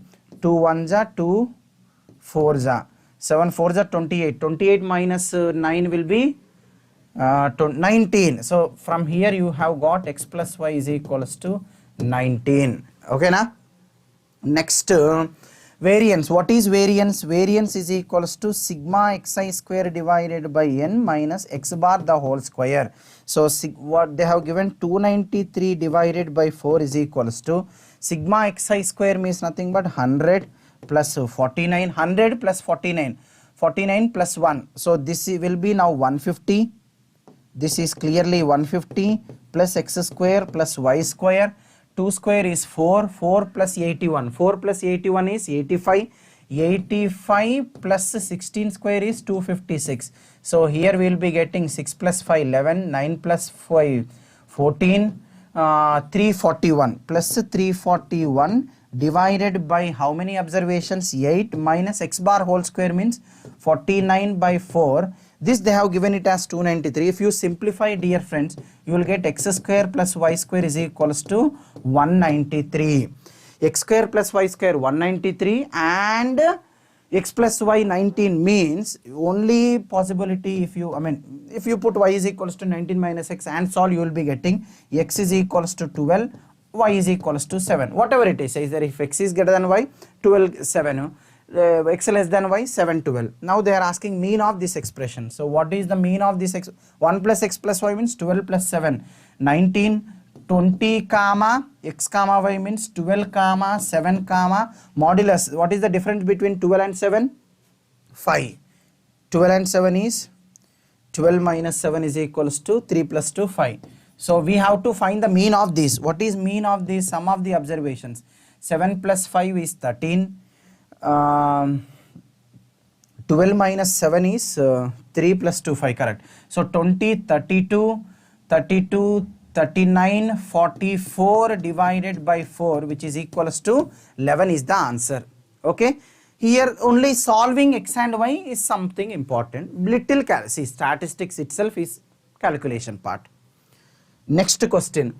F of x, see, if you see definite integral with variables as the limits, that means this is Leibniz rule. Leibniz rule. By Leibniz rule, differentiate both sides. So if you differentiating both sides, 2 times f of x into f dash x, this is equals to, for 25 it is 0. What is Leibniz rule? You put upper limit in that, f of x the whole square plus f dash x the whole square into x differentiation is 1. Bas, khalas. So this is equals to, now if you take this to the other side, it is like a square plus b square minus 2ab is equals to 0. So a minus b whole square is equals to 0. F of x minus f dash x the whole square is equals to 0. So clearly you will be getting f of x is equals to f dash x. F of x is equals to f dash x. So what do you mean by f of x is equals to, f of x means y is equals to dy by dx. Correct na? So this you can write it as dx is equals to dy by y. So integral dy by y is equals to dx integral. Dy by y is nothing but log y is equals to x plus c. Okay, now to get this c, they have given anything. They didn't give, but we can get it. See, when x is 0, if x is 0, what happens? This will be 0, no? If x is 0, put x is equals to 0 in the given expression. F of 0 whole square, that means f of 0 whole square, y square is equals to 25 plus 0. So if y square is equals to 25, y is equals to 5, that means log y is equals to what they said. If you put x is equals to 0, c is equals to log 5 you will get. So c is equals to log 5 you will be getting, correct? Now see, log y minus, so log y by 5 is equals to x, y by 5 is equals to e power x, y is equals to 5 into e power x will be the differential equation. What they are asking, man, f of ln1, that means e power log 1 means 1. So this is clearly sum of first 625 natural numbers. This is equals to 5 times 1 plus 2 plus 3 plus and so on plus 625. Sum of first 625 natural numbers, that is n into n plus 1 by 2. You do it, you will get it. Okay, na? Very good, man. Next question. Number of solutions of the equation. This is one of the simplest question. Cos 2 theta, cos theta. Cos 2 theta we can write it as 2 cos square theta minus 1. Let's take cos theta is equals to some x. Okay, so cos 2 theta means root 3 into 2x square minus 1 plus 8x plus 3 root 3 is equals to 0. So this becomes 2 root 3 x square minus root 3 plus 8x plus 2 root 3 is equals to 0. Correct na? Because 3 root 3 minus root 3 will be root 3. So this becomes by using quadratic formula minus b plus or minus root over b square minus 4ac. B square is 64 minus 4 times ac. 2 root 3 into 2 root 3 will be 4 3s are 12. 12 4s are 48. So 12 4s are 48 divided by 2a. 2 2s are 4 root 3 we get. So this is equals to 64 minus 48 will be now 16, and root 16 will be nothing but minus 8 plus or minus root 16 is 4 divided by 4 root 3. So suppose if I take minus, x is equal minus 12 by 4 root 3, 4 1s are 4 3s are, x is equals to minus root 3. Can cos theta be minus root 3? No way at all. Next one more, if I take plus minus 8 plus 4, that is minus 4 by minus 4 root 3, sorry, plus 4 root 3. So minus 1 by root 3. Cos is negative. Okay, see, cos negative means it 0 minus 3 pi to, first we will find out from 0 to 2 pi. 0 to 2 pi, cos is negative in which quadrants? Second quadrant and third quadrant, correct? So there will be one value here, one value here. So from 0 to 2 pi, two values. Right. Again from 0 to minus 2 pi, 0 to 2 pi, two values. 0 to minus 2 pi, two more values. Minus 2 pi to minus 3 pi, one more value. So 2 plus 2 plus 1, number of solutions of this equation will be 5 now. Okay? Next question. See, this is again a very simple and beautiful question from adjoint, and I remember this just by using the properties of determinant and adjoint.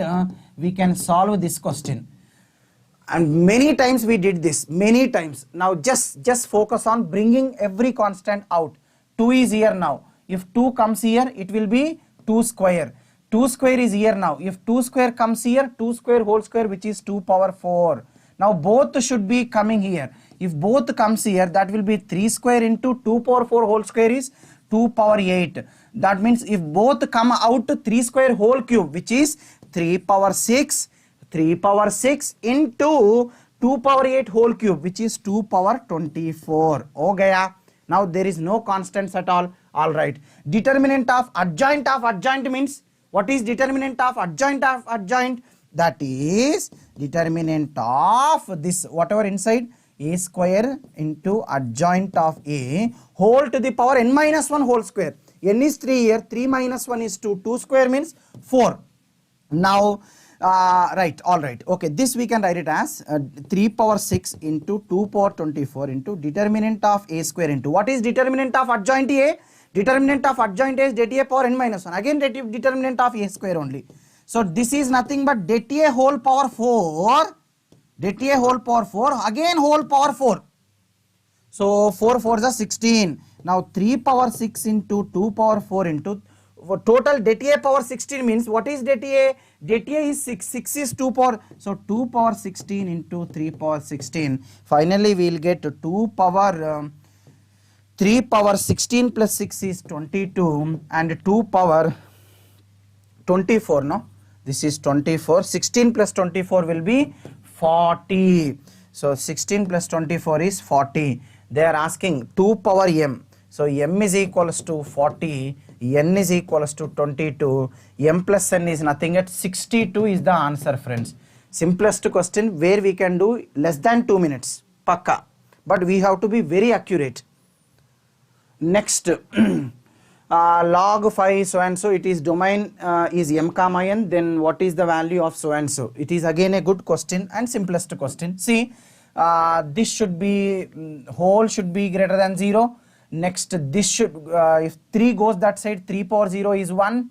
Next, this greater than 7 power 1. So 9x minus x square minus 13 greater than directly 7 power 1. We did this logarithm questions.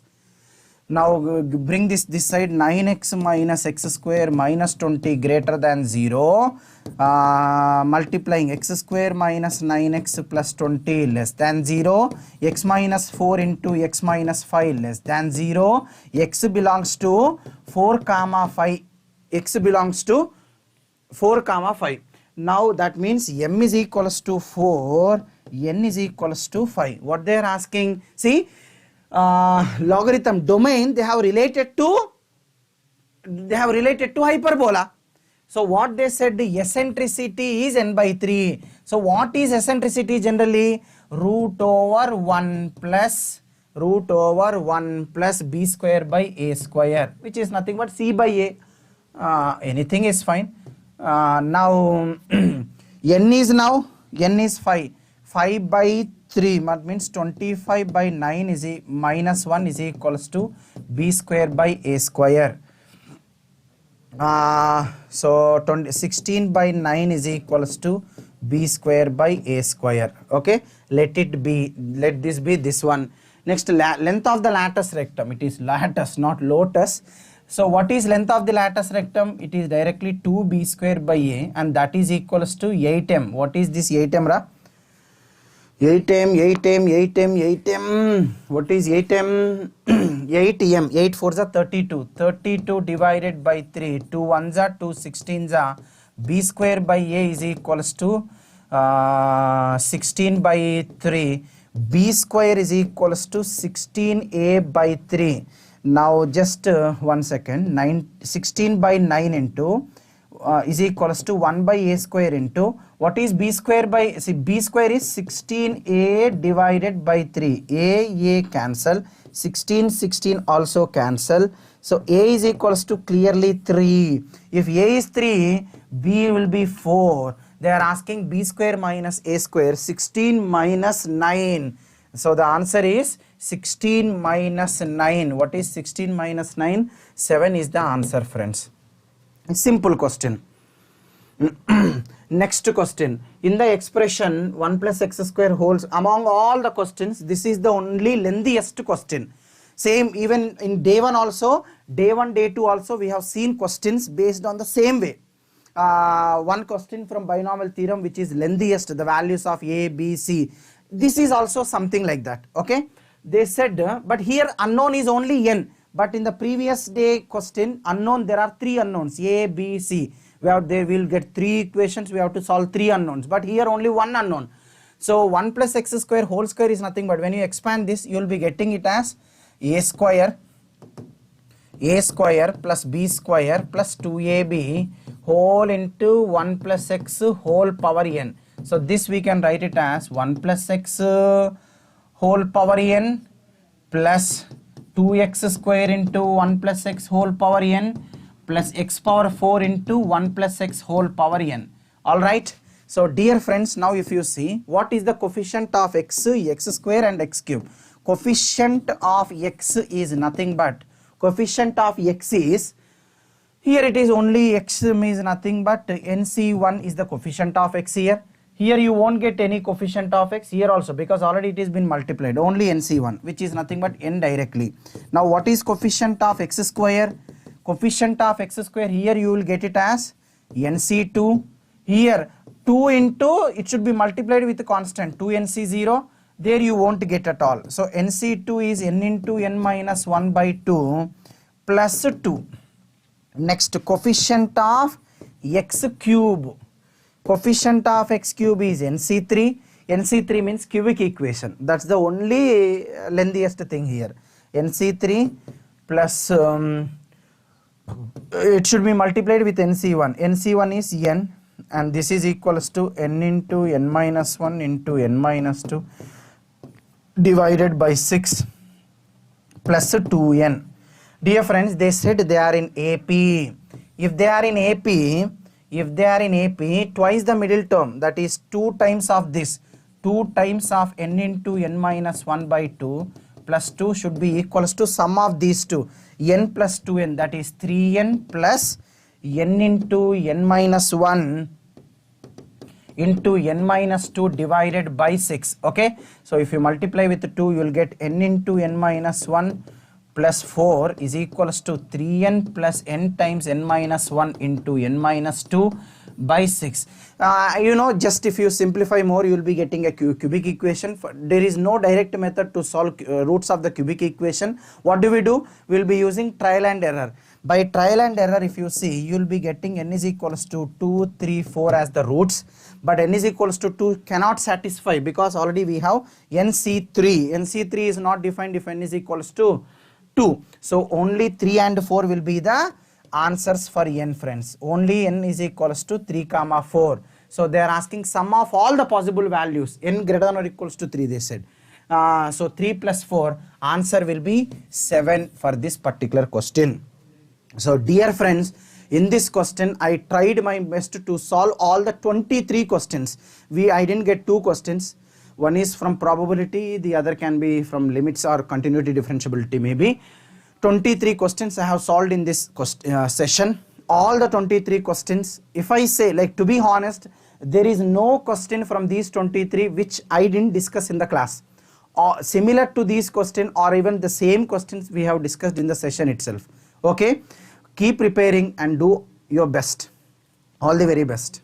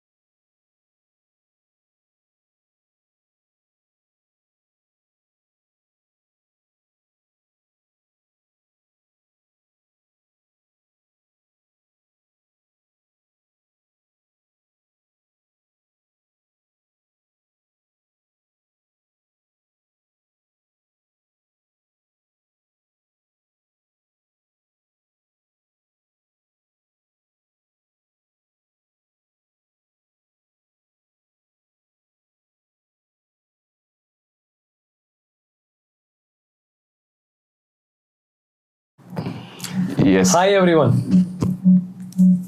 Hello dear students. So hope you have done the today's exam comparing with the last 2 days.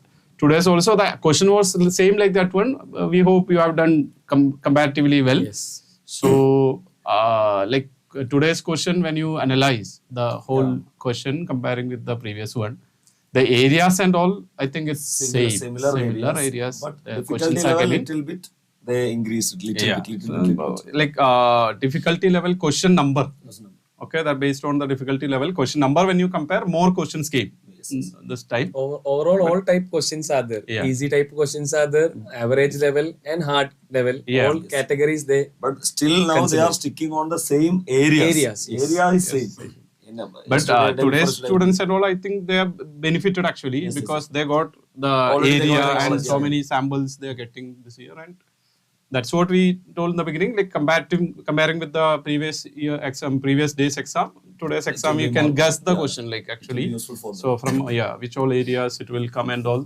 But that some of the area they did not ask the example estimation part is not there in this question. No, exactly what we got. Exactly, so that 24 questions. We didn't get any question from there. But what we discussed that Deepak sir, you remember the tolerance reagent that question structure they given and they asked. And from this one, biomolecule also. That connecting question they Even asked. biomolecule next exam we can predict the vitamin part, the deficiency match the following.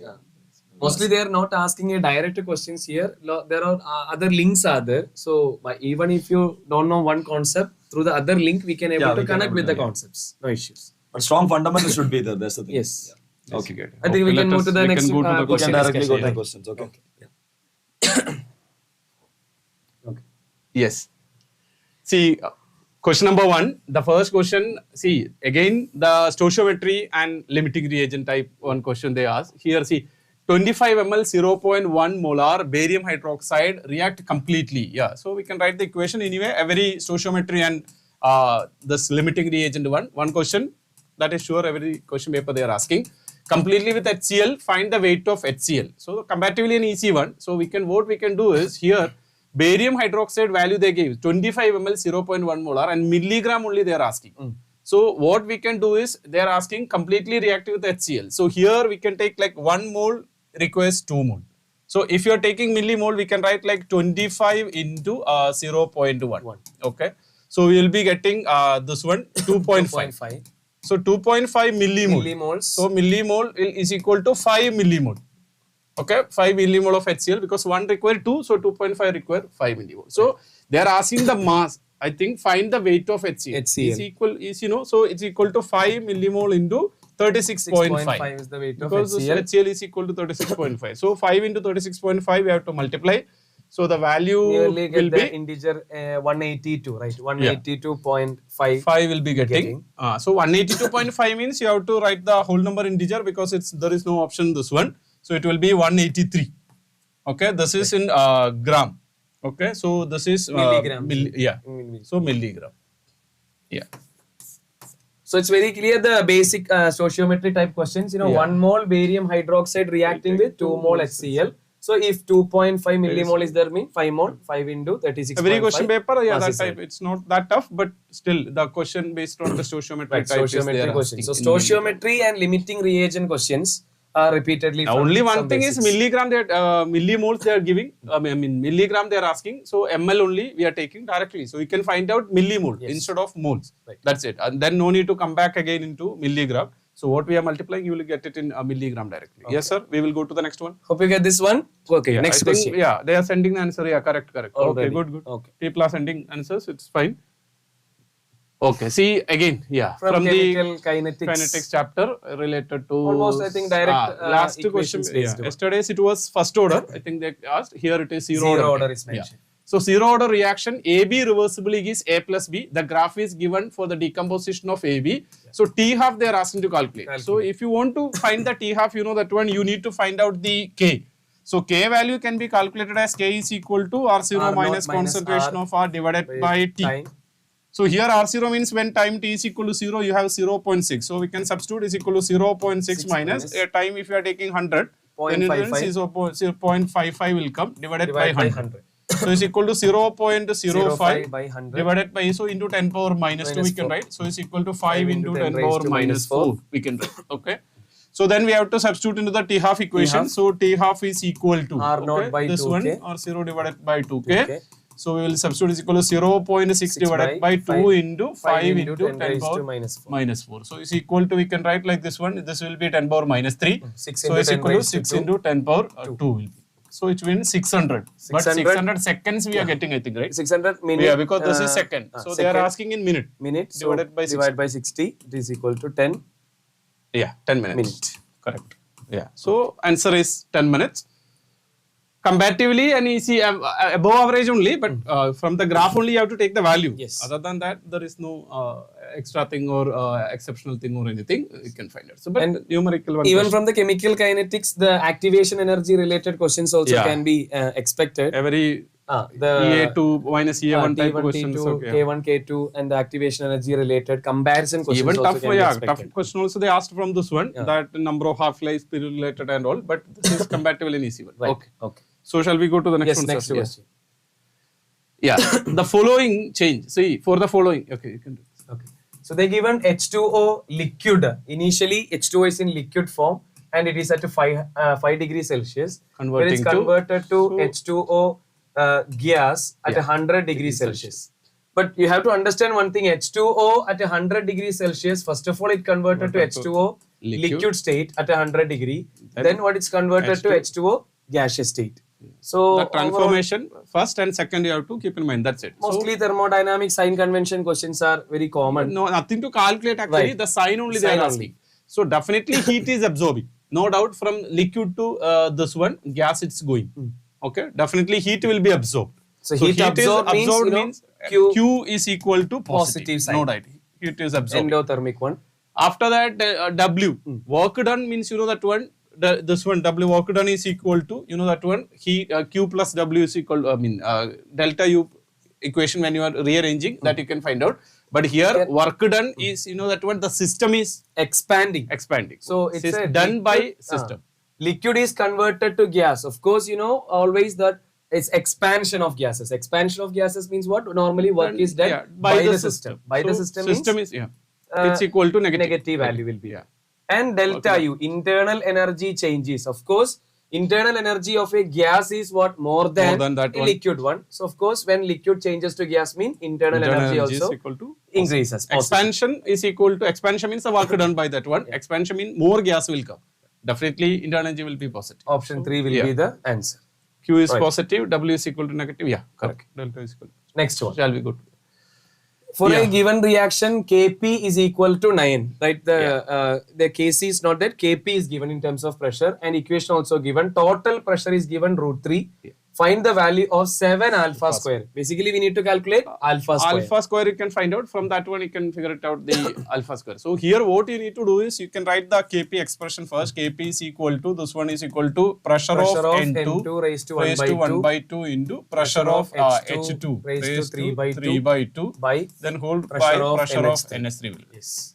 Then you know that one partial pressure of Pa is equal to chi A into P total. There is an equation. Okay, chi A into P total. So for this one, what we need to do is at equilibrium, when time t is Initially equal and to 0, here is equal to another one 1. 1. So here it will be 0, 0. and 0. So we can write 1 minus alpha when t is equal to t at equilibrium. Same type we did 1 minus alpha.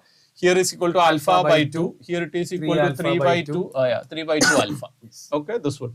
So then total number of moles you can find out. That is total number of mole is equal to, because we need the Chi A. chi A means number of mole of that one divided by total number of moles. So total number of mole means 1 minus alpha plus alpha by 2 plus 3 by 2 alpha. So 3 by 2 alpha means 1.5 and this one is equal to 0.5. So it will be 1 plus alpha. So this is 1 minus alpha plus 2 alpha. So it's equal to 1 plus alpha.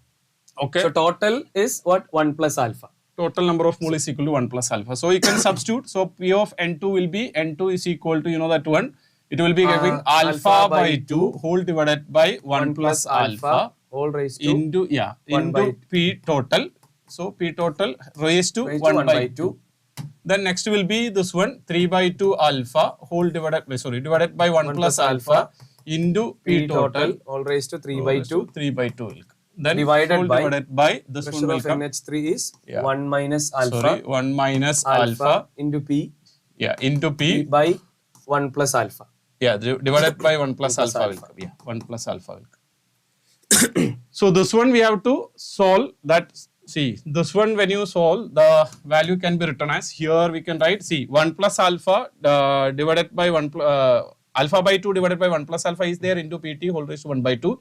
So here we can write that alpha by 2 raised to 1 by 2 into then P 3 raised to 1 by 2. Yeah, P raised to 1 by 2. We can write PT to the PT raised sir. to, Yeah, this one 3 PT by raised 2. to 1 by 2 is there, PT raised to 3 by 2 is there, so PT Yeah, square. yeah, PT square. 3 by 2 alpha raised to 1 by 2 will come. Okay, 3 by Here 3 2. by 2. 3 by 2. Then PT raised to 2 will come. Yeah, then divided by 1 plus alpha will come. and this Yeah. 1 plus alpha also 1 minus 1 alpha minus into alpha. P is there. Ah. So it will be coming 1 by 2. This is 1 by 2. So we will be getting 1 minus alpha plus if you are taking 1 minus alpha into 1 plus alpha will come. Correct? Yeah. Then PT, yeah, PT total PT raised to 2 we took, right? 1 minus. So 1 P is there. In 1 the minus denominator. alpha square. P is there. P is also there. Yeah, correct. So then we will be getting alpha by 2 raised to this one. So denominator it will be 1 minus alpha square, right? So here it will be, yeah. So alpha raised to, so alpha by 2 raised to 1 by 2. Then 3 by 2 it will be there. So here it is, yeah. So we will be getting alpha by 2, okay, raised to 1 by 2. Alpha by 2 raised to 1 by 2 is that we can take 1 by 2 into 3 by 2 is there. So will be, this will be 2 we can write also. So this will be 2. raised to 1 by 2. Yeah, that alpha by 2 PT square, PT already. we can cancel, Yeah, so only will be PT will be getting. Then So 3 by 2 raised to 3 by 2. that already we consider, right? Alpha by 2 raised to 1 by 2, 3 by 2 raised to alpha. Here 3 by 2 raised to 3 by 2 will be there. Here it will be raised to 3 by 2. 3 by 2 raised to 3 by 2. 3 by 2 will be there. Yeah. Divide by And 1 then minus PT alpha value we square. can substitute, no? Yeah. Root 3. That's Divided it. by here 1 minus alpha square will come. Correct? Yeah, 1 minus alpha So square. once Now we we can can substitute the substitute PT. So I'll Then write. we can write here. Sir. Next, Yeah. next page we Okay. can write. So Alpha by here 2. will be, so KP is equal to, KP value I think they gave, right? KP 9 So KP is equal to 9. So 9 is equal to, so we will check this one. Alpha by 2 whole raised to, square. yeah. So here will be alpha by 2 whole raised to 2 into PT is root 3. Root 3. So into what is Then next 3 one? raised to 3 raised to 3 by 2. 3 3 raised by to 2 3. raised to 3 by 2. Yeah, 3 by 2 raised to 3 by 3 by 2. 2. Yeah, 3 by 2 raised to 3 by 2. 3 by 2. No, 3 by 2 not required. This because is, 2 already we I used. think we already considered this one, right? 2 already we considered. So it will be 3 is enough. raised to 3 by 2.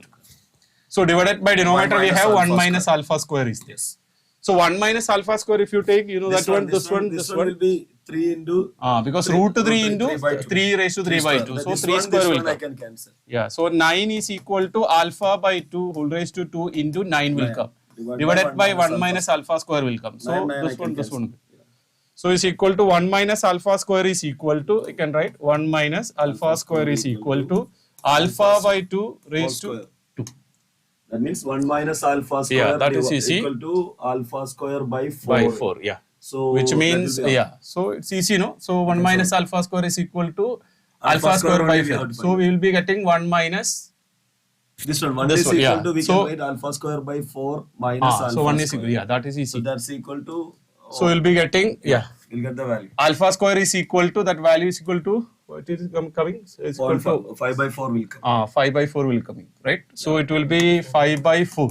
Sorry, 4 by 5. 4 by 5 will come. That 4 will come to the numerator. So it will be, yeah. 4 by 5. Alpha square is equal to 4 divided by 5. Correct? Yeah, Now that's it is 5, 0.8 right? will come. Alpha we consider. Yeah. Yeah, So is equal to 4.5. alpha square is equal to 8 will come. Now they are asking 7 alpha square, right? So 7 alpha square is equal to the 7 into 0.8. That means Is equal to 5.6. 5.6. Yeah. So comparatively a lengthy one. Yes. Correct. See, because so many these partial pressure equation we need to use. After that, this type of question was there in the previous question papers and all. Like the partial pressure we have to apply, total pressure, the power value you have to cancel it, and here 3 by 2. Anyway, PT value is given. They given. Yeah, they have to so PT substitute. root This 3 kind of they similar give. kind of Yeah. question last year, before that year. Same type of question. Yeah, so many question we did the same type. Without substitution valuing, like that question they only Yeah, asked. but in the previous cases and all, one easy thing what they gave was 1 minus alpha they considered like 1 in many cases. But here that they did not give that hint. Yes. So it takes some time. It's comparatively a lengthy one. Alpha by 2 raised to 1 by 2, 3 So by we 2. can I go to think the next hope you question. got, yeah. Yeah, they got it. People, They got it, sir. yeah, they're sending. So those who are going to write the next day exams and all the coming days, you have to check that these type of questions are there. So that partial pressure one, you have to substitute. That's it. PT, yeah. Okay. So we will go to the next one. Yeah. So, yeah. choose the correct graph for the mixture of the volatile liquid CS2 and the acetone. Yes, here. And it's very, I think directly they can able to answer this one from the chapter solution. You are studying ideal solution, positive deviation, negative deviation. And the example is given CS2 and Acetone. Here I think easy. One is polar. Polar and other is non-polar. See, that is an easy hint. Polar, one is polar and one is non-polar, means you can write it's positive deviation. And you know these all are the ideal solution type one. This is one is negative, one is only positive deviation. Yeah. So third one is the positive deviation. There is no exception, nothing over here. Remember the examples for all positive deviation and negative deviations, right? Yeah. So and azeotropes also, minimum boiling, maximum boiling and all. Carbon disulfide and acetone is given. Acetone is positive deviation. Positive deviation. Positive deviation. There is no exception even in this one. Directly they give. So we can go to this one. Yeah. SL representation is given. So Ag/AgCl /FeCl2. This one you have to keep in mind the equation when you are making for the Nernst equation. Yes. Equation. What they are asking the question is EC only. Which of the following will increase the EMF of the cell? E cell. How E cell will increase based on which factor? But while writing the equation, you have to keep in mind here it is Ag/AgCl. Okay, / they gave FeCl2/FeCl3. So while making the equation, you keep in mind, it is important. So here it's actually Ag/AgCl. This will be changing the equation. So you have to write like this one, okay, Cl minus. Then it will be Ag, right? Plus Cl Ag. minus plus Ag. So gives AgCl. So that equation you should consider, don't get confused. So Cl minus will converted to Cl and Ag will converted as Ag. Okay, so this one, then you know that one here, the other equation will come, this one that Fe3 plus. So Fe3 plus 1 electron gives Fe2 plus. Fe2 plus. So here it is 1 electron anyway, it's there because it is donating. So these two equations when you are adding. So the overall equation will be like this one. Yeah, Cl minus plus Ag plus Fe3 plus gives AgCl plus Fe2 plus. And in this one, you know, this is solid one, AgCl also solid one. We don't need to consider them, only ions Fe2 plus product, Fe3 plus and Cl minus is the reactant. So we can substitute here, Fe2 plus is the product and Fe3 plus and Cl minus is the concentration of the reactant. Yeah. So they are asking in what all condition EMF can be increased. If the EMF want to be increased, what about the numerator and denominator? Numerator should be smaller one and denominator should be bigger one. Yeah, because here negative is there, don't get confused. That negative means you know that one, this one when decreasing, the value will increase. Increases. So that you keep in So mind. if you want to make overall EMF higher, you know, this negative value, negative of a small value is required. So which all or conditions else if you want, that you know that one, this can we be can take plus, plus, then it will go to opposite. numerator. Say, okay, if you can make this plus side, then it will go to numerator. So now, right now, what all are numerator? Fe3 plus and Cl minus. So Fe3 plus, if you increase, definitely it will increase. Cl minus also increase. Then definitely it will increase. And Fe2 plus should decrease. So Fe2 plus is decrease. Yeah. So Right. 2, 3, 4, 5, right? 2, 3, 5. 2, 3, 5 are the best method to get the highest EMF. Okay, next question. So hope you got. Okay, so we'll go to the next one. Right. Yeah, here. For we a can explain. given reaction at 400 Kelvin, R is given and this is the reaction is mentioned. XA is in equilibrium with what? YB. Okay. Then Yes, yeah. Given Kp and Kc for the first system is given. Kp and Kc for the second case is given. What is the value of X and Y is the question. So we can apply the Kp Kc relation. We can apply. Right. We have the relation Kp by Kc equal to RT raised to delta Ng. So it is very clear from this first case, Kc is greater than Kp. If Kc greater than Kp, when Kp, then delta Ng, that means delta Ng should be negative. We know what is meant by delta Ng, right? Delta Ng means what? Number of gaseous product minus number of gaseous reactant, which means Y minus X. It should be a negative value. If you want to be negative, X should be greater than Y. Like there is only one option. There is only one option. We have X greater than Y is Yeah, this one. this one. Right, 2, 1. Okay, that's here all 1, 2, 1, 1, 1, 2. Here only x is greater, y is greater. Similarly, second case is given Kp greater than Kc. If Kp want to be greater than Kc, delta Ng should be positive. That means y should be greater than x. So y greater than x is also in this case? Yes. These both cases are correct. So we can choose the option B. B is the answer. I think So that Kp will case. do it, yeah. Right. That's easy to identify. Only the value, the equation we need to apply. That's all. Next question. Which of the following is the correct match for hydrogen-like species for the total energy of electron? electron? We have the energy of the orbit, which is minus 2.18 into 10 raised to minus 18 z square by n square joule. So here hydrogen-like the question they're asking. So third orbit of lithium 2 plus, which means n is 3 and lithium atomic number 3. So minus 2.18 into 10 raised to minus 18. 3 square by 3 square. Yes, which is 2.18 into 10 raised to minus 18. Yes. Which is almost we can take this. That value is same only. Same one. This is equal to minus 2.16 into 10 raised to minus 18. Yes, correct. So that's This is the correct one. They are asking the correct species, no? for hydrogen-like. So this one is correct. Right. Hydrogen means 1 by 1. So the same value we should get it. It's only for the first option. So yesterday's exam, before that exam, again the coming exam also, you must have to focus this area, Bohr atom model. That's Yes. very important. And Bohr's also last postulate session we cases. discussed about what quantum numbers, that also came again. Quantum so next number again part- it will come. Yeah. Yes, actually, I think we discussed in the last class Yes, also last the quantum number related, that simple basic questions are there. Yes, it's repeated here. Yeah. And next one is correct order of ionization energy. Chlorine, sulfur, phosphorus, aluminum, silicon. Yeah. So third period elements they are asking there. So we can start with sodium, magnesium, aluminium, silicon, phosphorus, sulfur, chlorine, argon is not there. We know that second period elements cases you may already studied. Second period there is 2 switching we will do it normally.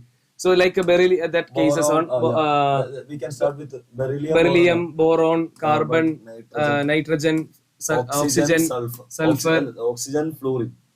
Carbon, nitrogen, oxygen, Fluorine. fluorine. Yeah, here we have to start with the lithium. Lithium, yeah. So beryllium and boron we will switch it, right? Because beryllium is a fully filled one. Nitrogen and oxygen also we will flip it because nitrogen is half filled one. Higher the stability, higher the ionization. Similar cases, here we need to switch it, which all Same group, cases. similar group. Similar one, magnesium and aluminium. You know, magnesium having a fully filled configuration. Similarly, phosphorus and sulfur we need to switch it because phosphorus having half filled stabilization. So the order comes like, across a period as usual, ionization energy increases. So chlorine is the highest, no doubt. After chlorine, phosphorus, then sulfur, then silicon, then magnesium, then aluminium, then sodium. So they didn't mention all the elements here. Anyway, chlorine, Chlorine phosphorus, is the highest sulfur, one. Chlorine is the highest one. Right. First one. Option. That's the highest. Same one. thing. Only one. So just atomic size along with what you have to consider, stability also we have to consider it. Okay, next one. The correct bond angle in the compound which has maximum number of lone pair electrons among the following compounds. We know already the structure of all these species like H2SO4 that you know, and HNO3, HN double bond O, and then O3, bend shape is there, and NF3 trigonal pyramidal. Yes. So they are basically asking which compound having lone pair. Maximum number of lone pair. This pair. one also have lone pair. Here we have, just counting fast all of you, 1, 2, 3, 4, 5, 6, 7, 8. Here 8 are there. Here 1, 2, 3, 4, 5, 6. Here 1, 2, 3, 4, 5, 6. Yeah, that's it. But I think here it will be the 18 will 18 plus 2. I mean 8 plus 1. That much will be right. coming. Here is the system having maximum number of unpaired electron, and they are asking. So we identify this is the compound with the maximum number of unpaired electron, and they're asking what is the bond angle of that system. So bond angle. This one is having high electronegativity. And the repulsion, the bond angle is shorter than, NH3 bond angle is 107. So NF3 is little lesser than that because of the repulsion. So which is 102 degree will be the answer. That's the answer. Yeah, exactly. Right. Yes. Yes, correct one. So chemical bonding, last 2 exam they may asked about the VSEPR, the structure based one. Bond angle, lone pair number. Okay, these are the one. I think MOT may be connected. Maybe coming in next exam. Hybridization, those area we can connect it next time. And consider the following statement about group 13. 13 boron family. We know boron, aluminium, gallium, indium, and thallium. Yeah. So we can start with the size. I think that will be easy thing. We can, Atomic radii. Aluminium and gallium size just we have to write it. Down the group, as usual size increases, but gallium size is lesser than aluminium. So size when you consider, we can say size boron, will be smaller, gallium, aluminium, indium, and thallium. Yeah. All right. Then we can write the melting point. Melting point and boiling point also easy to remember. Melting point order is like boron, aluminium, thallium, indium, and gallium. And when you come to boiling point, the thallium and gallium we have to switch it. So boron, aluminium, gallium, indium, and thallium. So electronegativity, the size increases down the group. So size increases down the group. Normally it is increases. So the question is, consider the following statement about group 13, and they're asking which is correct one, right? That's not correct actually. The thing is that they're asking, whenever we are going downside, it's increases. That's not correct. Because in between there's the inert pair effect and all, there is a case in the aluminium and gallium switching is there. So that's not correct one. Then ionization energy. We have to write. So now we wrote size, melting point, boiling point. Ionization energy order is boron will come more after that thallium, then gallium, then aluminium, then indium. And even for their electronegativity order also there, that is boron, then like thallium, indium, gallium, and aluminium. So the order of the 13th group, all the exceptional cases they mention here. That everything comes in 13th group only.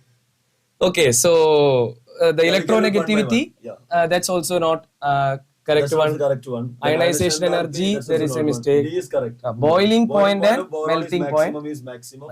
Melting point of boron is maximum. Boron is maximum. So both D and E are correct, which is option 3. 3 is mentioned. Yes, option 3 is the correct. Then we have find the ratio of CFSC of CO, C2O4 thrice 3 minus and CR. Right. Here cobalt is the central to, so 27, which is 4s2 3d7. Cobalt oxidation state here is 3 plus, so it's gone 3d6 is there. 3d6, and it's been mentioned that delta O greater, so strong ligand pairing happen. So all will be paired. So T2G6. if all paired mean T2G6 and EG0.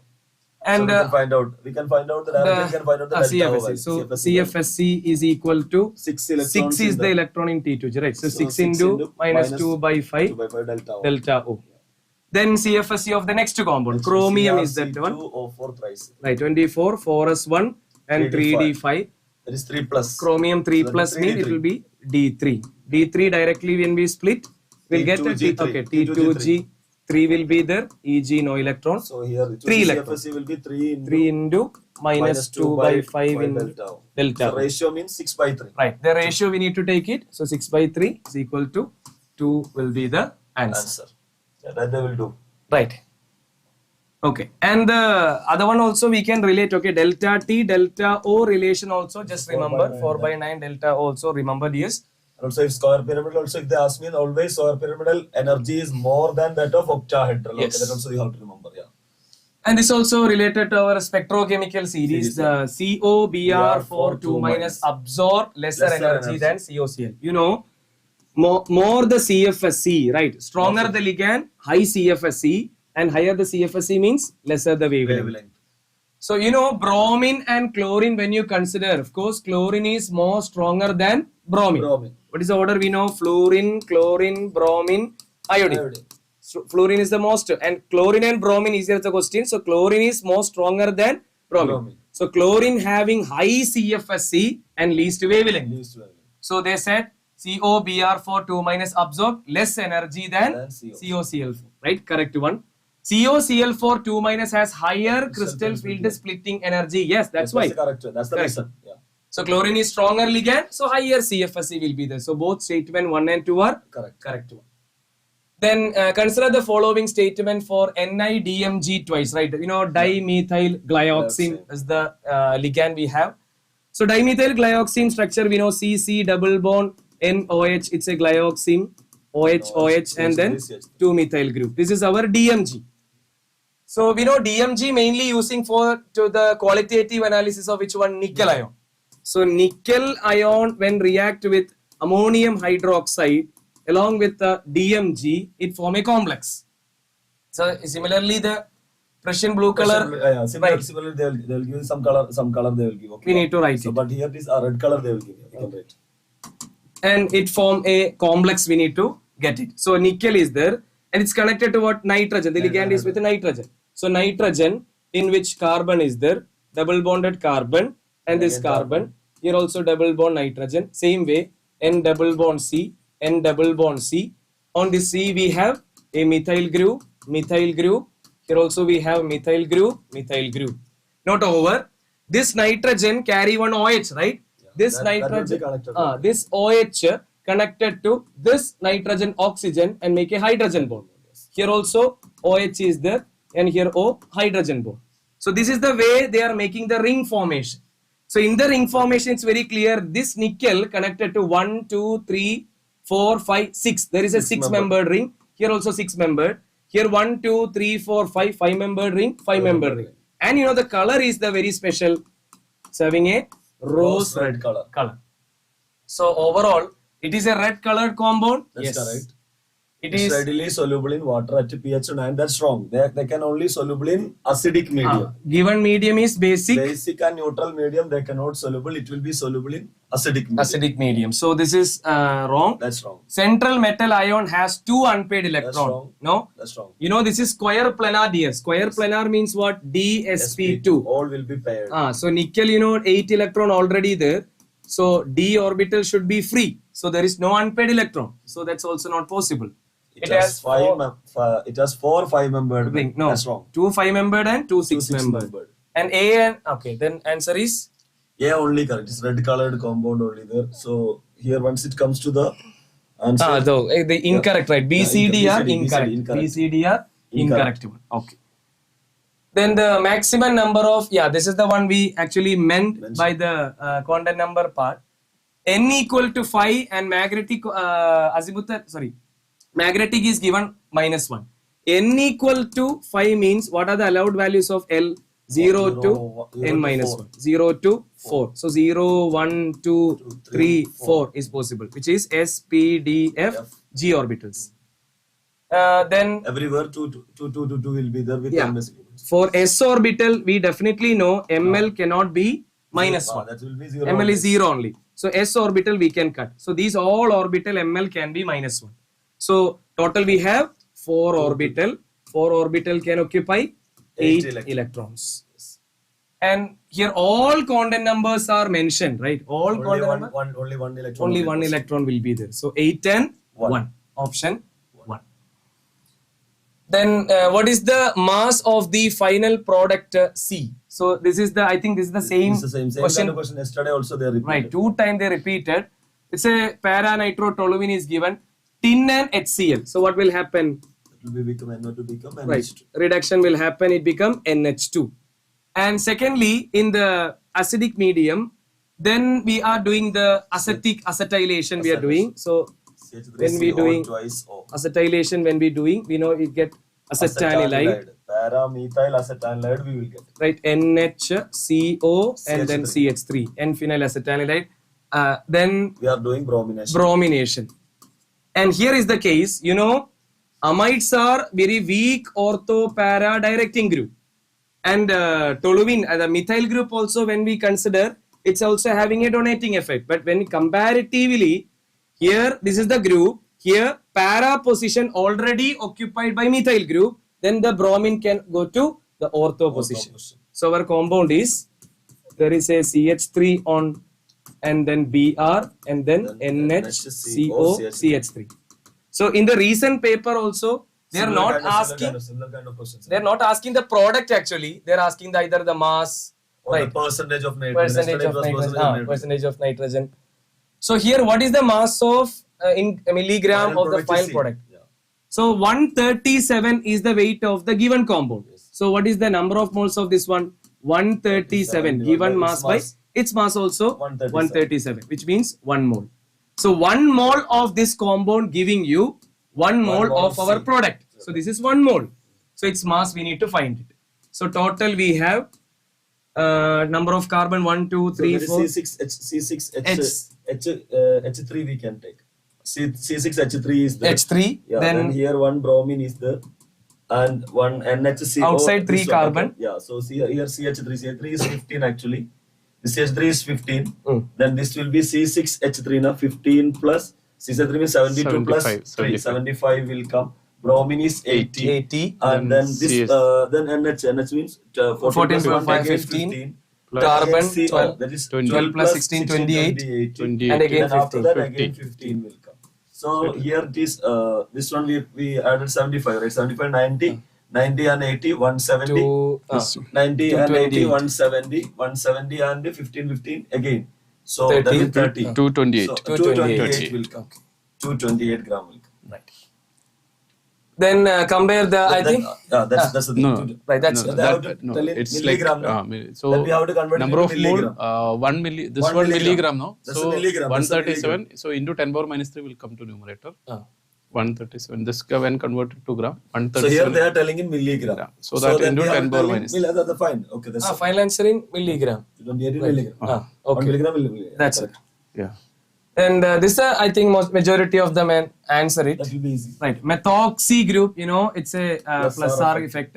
Nitro is a minus R effect and very strong withdrawing group. Chlorine having minus I effect. minus I and plus R, both are there on benzene. But inductive effect is more powerful. Yeah. So nitration means what? Electrophilic substitution. Electrophilic substitution mostly on which one? Plus R effect, right? They will make the ortho para electron rich. So OMe is the A is the one most reactive. Among these two, this is the weak ortho para. So C will come. and this Then one after that B. B. A C B. Option 2.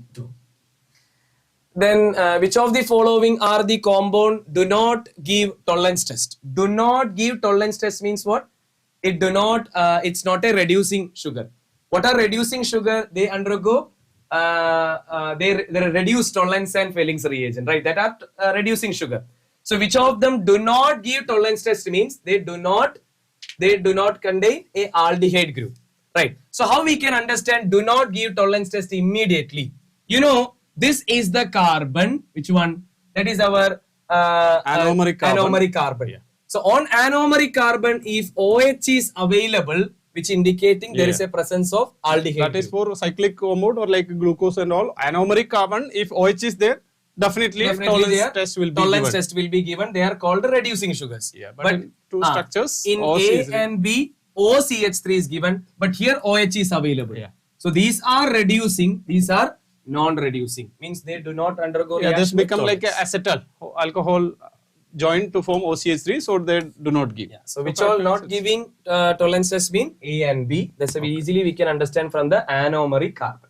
Okay, we'll go to the next. Then it's next a one easy again. one. See, from every question paper, from amines, the conversion question is there. Amines and the carboxylic acid part connecting. Conversion. Even the yesterday same they asked because from carboxylic acid, ammonol mean heating with ammonia, then amide, then after that Hofmann's bromamide. Same they are asking. So conversion and all, it's not that difficult. But So ammonia and heat means definitely it should be a carboxylic acid. And then next they are doing Hofmann bromamide and then carbylamine. And definitely they given the foul smell of which one? Isocyanide also. But the main concern is there is one carbon extra. That benzylic is coming, not phenyl. So that which means one CH2 should be extra. That's one carbon should be extra. So we cannot go with the normal benzoic acid. We have to go with benzyl, right? So because the benzene ring having CH2. CH2, COOH. If you do heated with ammonia, what it become? CONH2, right? It becomes CH2, CONH2. Then if you do the Hofmann, CO cut, and after that carbylamine, NH2 will become be replaced by NC. So it becomes CH2, NC. So answer is this one. Benzyl carbylamine you will be getting. Okay. So that is fine. All possible isomers of C5H11 Br. When reacted with the aqueous KOH, find out the total number of optically active product, which means they are talking about the nucleophilic substitution. Yeah, but we have to take the product, mean the participating substance, and you have to check number of optically active products. So we will write the isomeric one first. 5 This are is there. it can be the straight and with the OH, right? Br goes OH substituted. It can be one of the product. Let's apply, because no shortcut here. We have to go with the structures. Then next one will be second carbon. We will be writing. Next will be third carbon. We can write. Now we can switch the alkyl group. Carbon chain we can change. Branch. So this will be OH. Then this will be on the third carbon. Next second carbon we can put. And so next the carbon chain again the we can make a one more carbon. 1, 2, 3, 4, 5, 6 structures are there. Two Any more. other total maximum? 2 more should come. Two branch. 1, 2 branch. 1 again to COH. It's OH here. Correct. Okay. Then the and other this one is repeating or not? No. Right? It's correct. Yeah. Okay.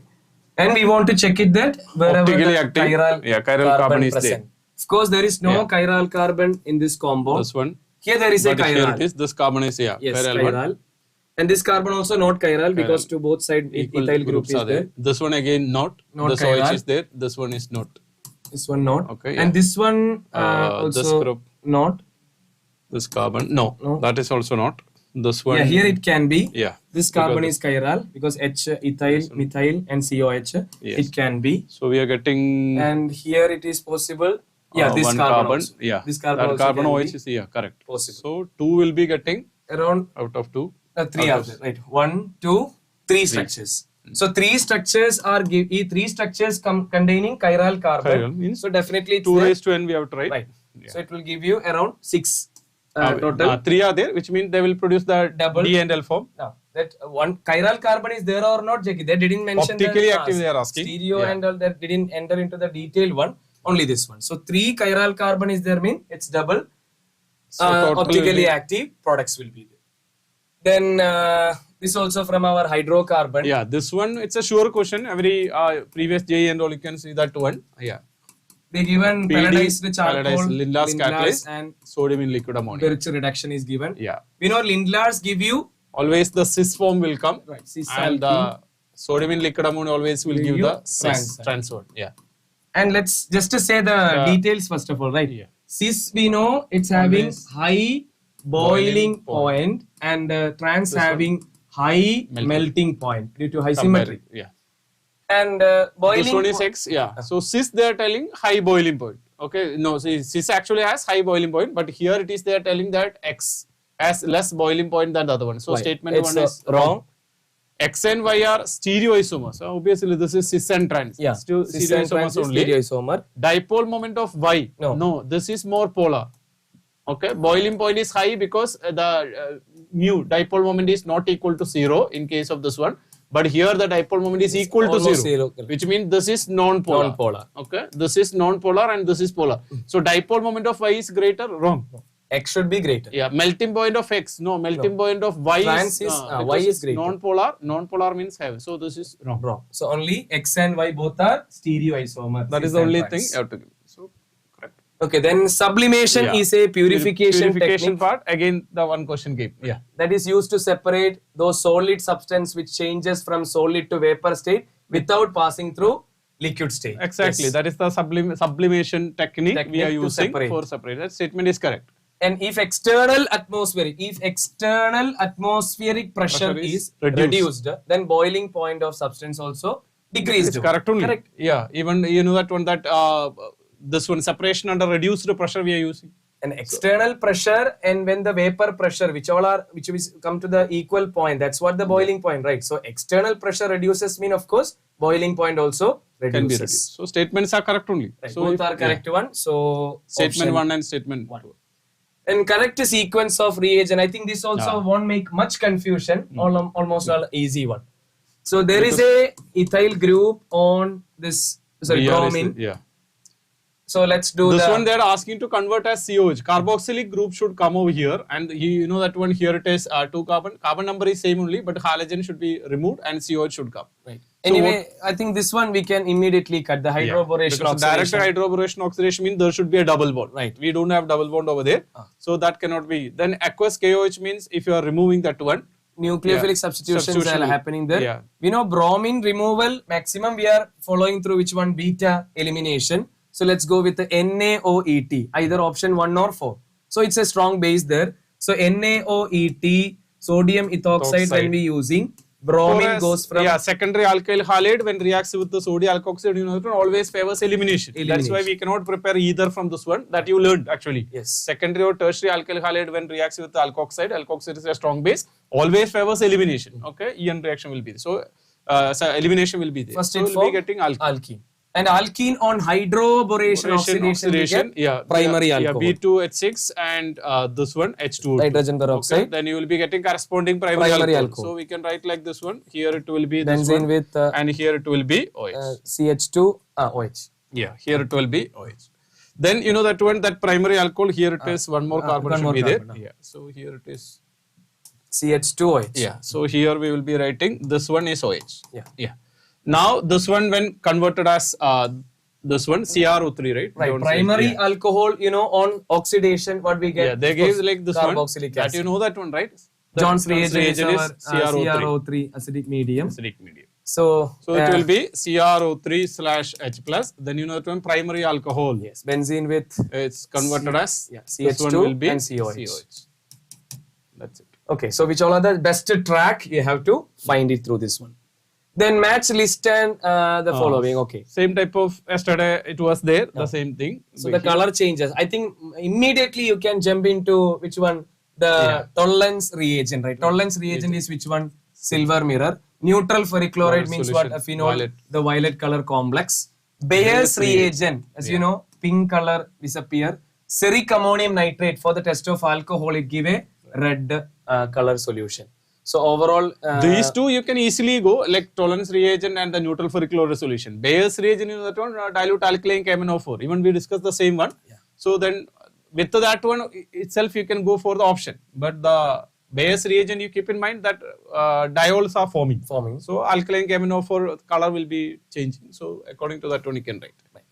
Yeah. So overall, now so for the questions. upcoming exam also, which all area we can able to predict it, like a small predictions like those who are preparing for the upcoming exam, these areas you focus. Okay, anyway the questions you solve, you definitely you will be benefited because many more sample question and the areas what they are focusing, that whole idea you got.